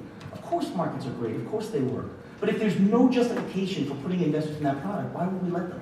We shouldn't. And that's something we're going to work on too. Thank you. All right, and I do want to now pivot to a couple of these questions on the middle class while we have some time, because one of the things that has impressed me or struck me about you in your admittedly, early career as a federal regulator is you seem more comfortable speaking in terms of the middle class and in terms of talking beyond, well, the narrow view that your job is to make sure markets run efficiently and that all of the laws are enforced. You go that step further to consider how these markets are serving the middle class and could they be serving the middle class better. So I'm happy to have a chance to have a little bit of a dialogue with you about this. I mean, as you know, and we all just heard from Senator Warren, and certainly no one lays it out as well as her. The middle class was devastated by the financial crisis. We saw middle class families lose 30% of their wealth. We saw that a third of retirement nest eggs were wiped out. And even though it's been 10 years, middle class families are still struggling. Middle class was expanding for nearly 70 years in this country, and now it's not. We see, I think maybe most worrisome, is that even as the economy broadly has recovered, that recovery has left the middle class behind to a significant degree. So, kind of just open-ended question: how can it be that the markets are at an all-time high, corporations are sitting on more cash than maybe they've ever had, and yet so many middle-class families are still struggling? It shouldn't be. Two quick answers. And I appreciate you saying that. I've been sort of forthcoming as a regulator about that. About this. That's why I took the job. The Republicans keep telling me to shut up. But I'm not especially good at that. And one reason I care so much about this is my own history, my own background is such that my mother was one of 9 children in a big Irish Catholic family. My father was one of 5. I've got more cousins than there are people in this room, I think. When I was a kid, my father put money in the stock market. He worked for an old encyclopedia company called Funk and Wagnalls. Anybody remember that? Yeah. You got to the end of the checkout counter, you paid $1, you got like A. And you did that 20-something times. Yeah, then you got the whole encyclopedia. That put me through college. The whole idea was maybe I'd go to college. Maybe. It was actually, their brothers and sisters thought it was crazy. Nobody thought that would actually happen. The idea that I'd end up in a situation like this was always like a dream, But now I've been to a Senate confirmation hearing with my parents sitting behind me. So I'm playing with house money. I want to talk bad incentives to take risk. Like, it's all upside for me now. So I say what's on my mind. And in response to your question, there are 2 things I think about. First is, one of the things that's happened at the SEC, but across our financial regulatory landscape, is we have forgotten to think through what the implications of our choices are for competition. Because if you look at the lack of competition across our financial markets, it's really an astonishing thing. I mean, I said earlier, 7% has been the number to go public for years, and the reason is there's not that many firms that can take it public. There's not a ton of competition in this space. There's 2 major stock exchanges. There's 2 major credit rating agencies. I could go across the financial landscape, right? The idea that we haven't fundamentally asked ourselves, if we make this regulatory choice, what is the implication going to be for competition? And here's why that matters. If you're doing very well, there's lots of people in finance who'd like to help you out. That might be your experience. You have a good year, and you get a lot of advertisements, right? But if you're someone who's struggling to help grow your family, grow your future, there's not a ton of competition about serving you, trying to help you change your life. And fundamentally, I think one mistake we've made is we haven't asked that question of the SEC. And it's a funny thing, because the statute that it authorizes us to make rules requires us to do cost-benefit analysis. And it's a funny thing, because if you read it carefully, it says every time we make a rule, we should consider efficiency, capital formation, lots of apple pie type stuff, and competition. But we never do. It's like the forgotten fourth pillar of what the SEC is supposed to do. We don't ask ourselves, if we make this choice, what's going to happen to the competitive landscape in that industry? And I think we should. But even more generally, something else about cost-benefit analysis has happened. I got asked at my Senate confirmation hearing, do you believe in cost-benefit analysis? Felt like it was like a priest, And I said, yeah, I think it's a good idea, for sure. But Republicans asked. Democrats didn't. And I thought that was strange for the following reason. When we ask about cost-benefit analysis, we typically limit our analysis to the following thing. We ask ourselves, does this change grow the pie? And economists would refer to this as counter-Hicks efficiency. Does this change grow the pie? But any good economist who teaches you that will tell you that there's nothing about that asks about how the pie is divided. There's no distributional analysis in that question. Why not? Why do we make rules and ask ourselves, what are the costs and benefits of this, without asking ourselves, how does it change the distribution of opportunities, investment, and wealth in this country? I'll give you an example of what I mean. A few years ago, we passed the Jobs Act. The Jobs Act is meant to increase IPOs. I told you that's a fantasy. The evidence shows that it doesn't really work. But if you actually look at the Jobs Act, one of the things that's interesting is I wrote a paper on this a few years ago. Retail investors, Mr. and Mrs. 401k, mom and pop investors, participate less in initial public offerings after the Jobs Act than before. Why? Because it gives less information. If you're a big institutional investor, you get to go to something called the roadshow. Any of you ever been to a roadshow? A lot of fun. Private jets, it's great. Yeah. But regular investors don't get to go. If the law provides those investors with less information, they're not going to participate in the IPO. And we show in this paper that they don't. After the Jobs Act, you get much more institutional participation in the IPO. Now, we can have the discussion over whether it's a good thing that retail investors don't participate in IPOs. I'm happy to have that conversation. There's arguments on both sides, etc. But we didn't even ask, what will this law do to the distribution of who participates in our capital? And that's a question we should start asking. I have to say, for those in this room who care about these issues, we ought to be thinking as a group, as a community, about a way to look at cost-benefit analysis that's broader, more thoughtful, and more reflective of what we care about as a nation. Because I have to tell you, right now it's a talking point for the other side, and I don't understand why. I think that's bad for the long-run future, not only of all of this important work we're doing, but also for the country. Let me ask, because, cost-benefit analysis is extremely important to what the SEC does, or let me say, its ability to get things done. I remember early on after the Dodd-Frank Act, a couple of major SEC rules were struck down by the courts for inadequate cost-benefit analysis. But I'm curious, how much discretion do you have in terms of the way you set that cost-benefit analysis up? Because anytime you're doing one of these analyses, as you know, what you're looking at it helps direct the outcomes. The inputs direct the outcomes. And is this something, you're talking about, that we should look at these additional factors as part of the analysis? Is that something the SEC can do on its own? Does it require congressional directive? Does it happen? A few things. So first, as to competition, like I said, that's in the statute. So for sure, I think that can and should be part of our analysis. As to the flexibility we have to incorporate this stuff more generally, who's on the DC circuit? You're the law. I don't know, we'll spin, we'll find out. Yeah, so one of the really troubling things about this, and that should bother anybody about making law in this area, I think it should bother Republicans as much as it bothers Democrats, is that we can't ask the markets to internalize what we make as rules if we can't regularly defend them before the courts.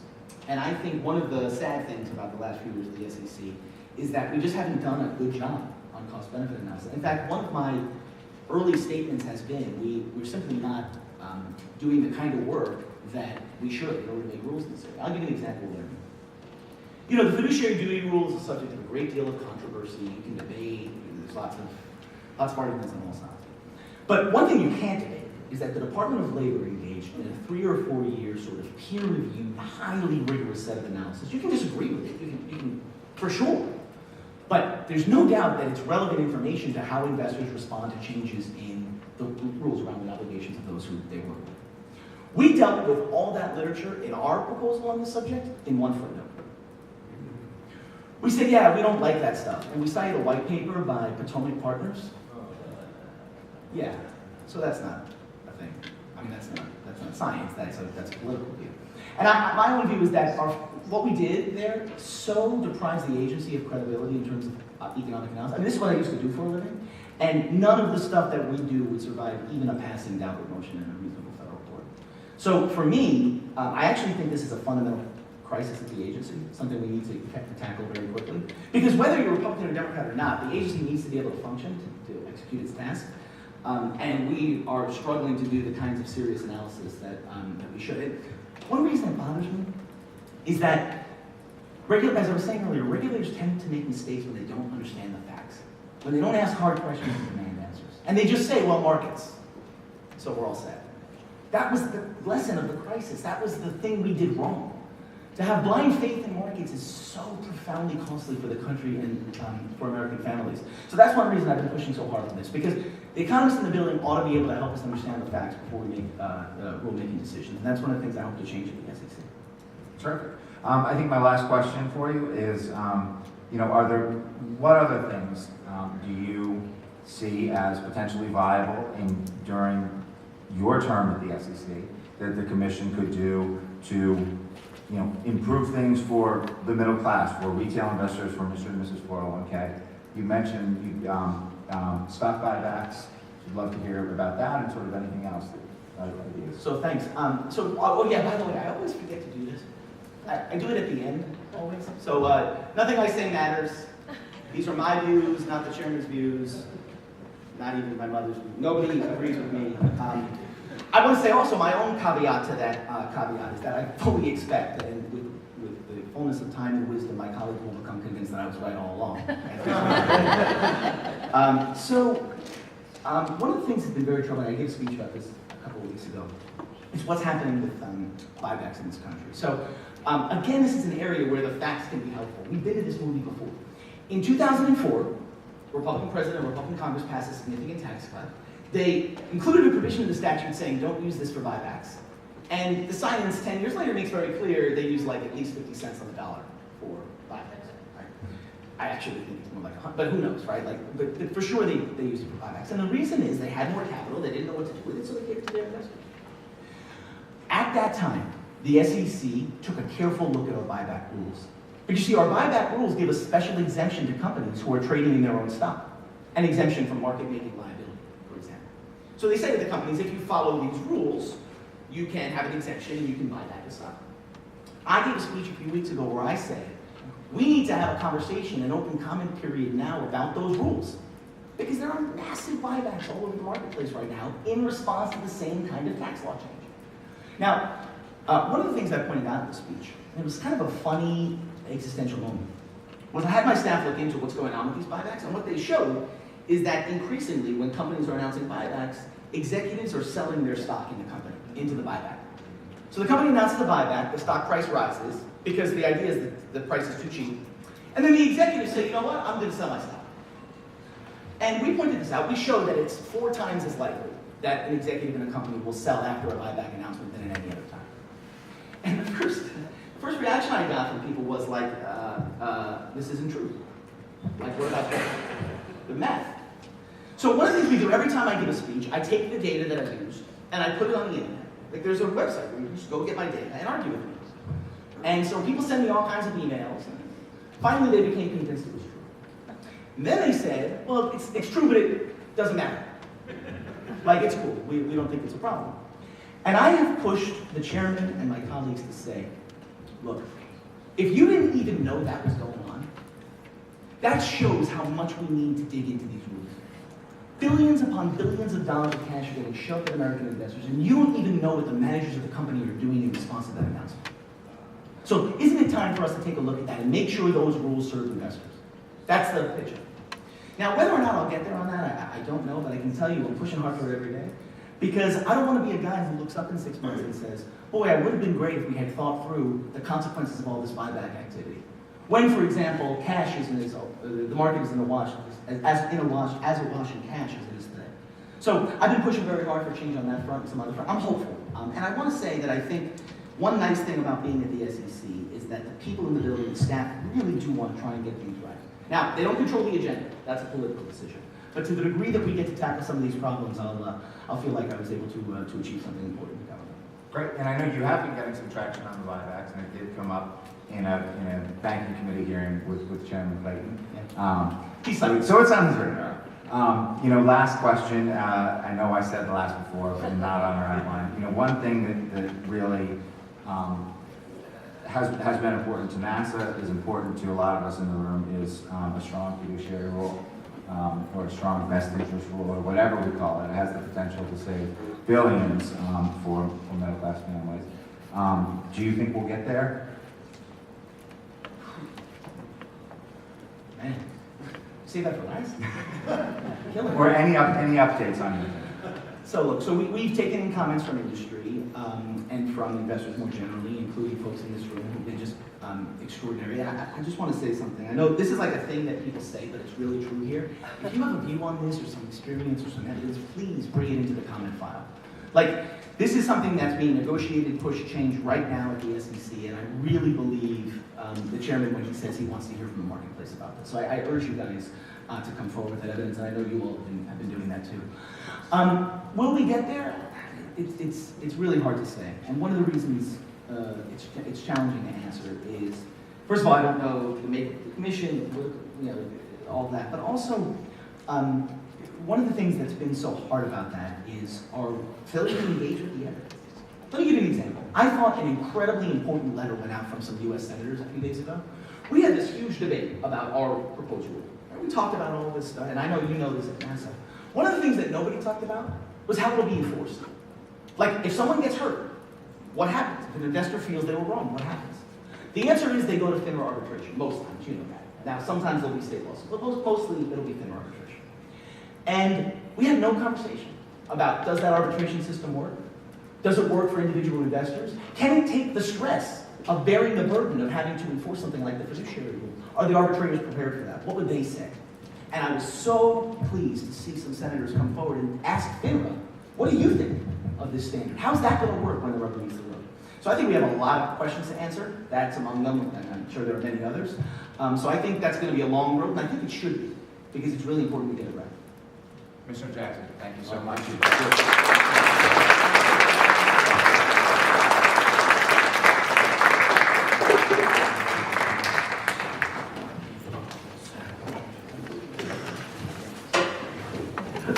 So that concludes our event, and I just want to thank all our speakers, those who are still here, Rob Jackson for staying with us for a solid almost 50 minutes.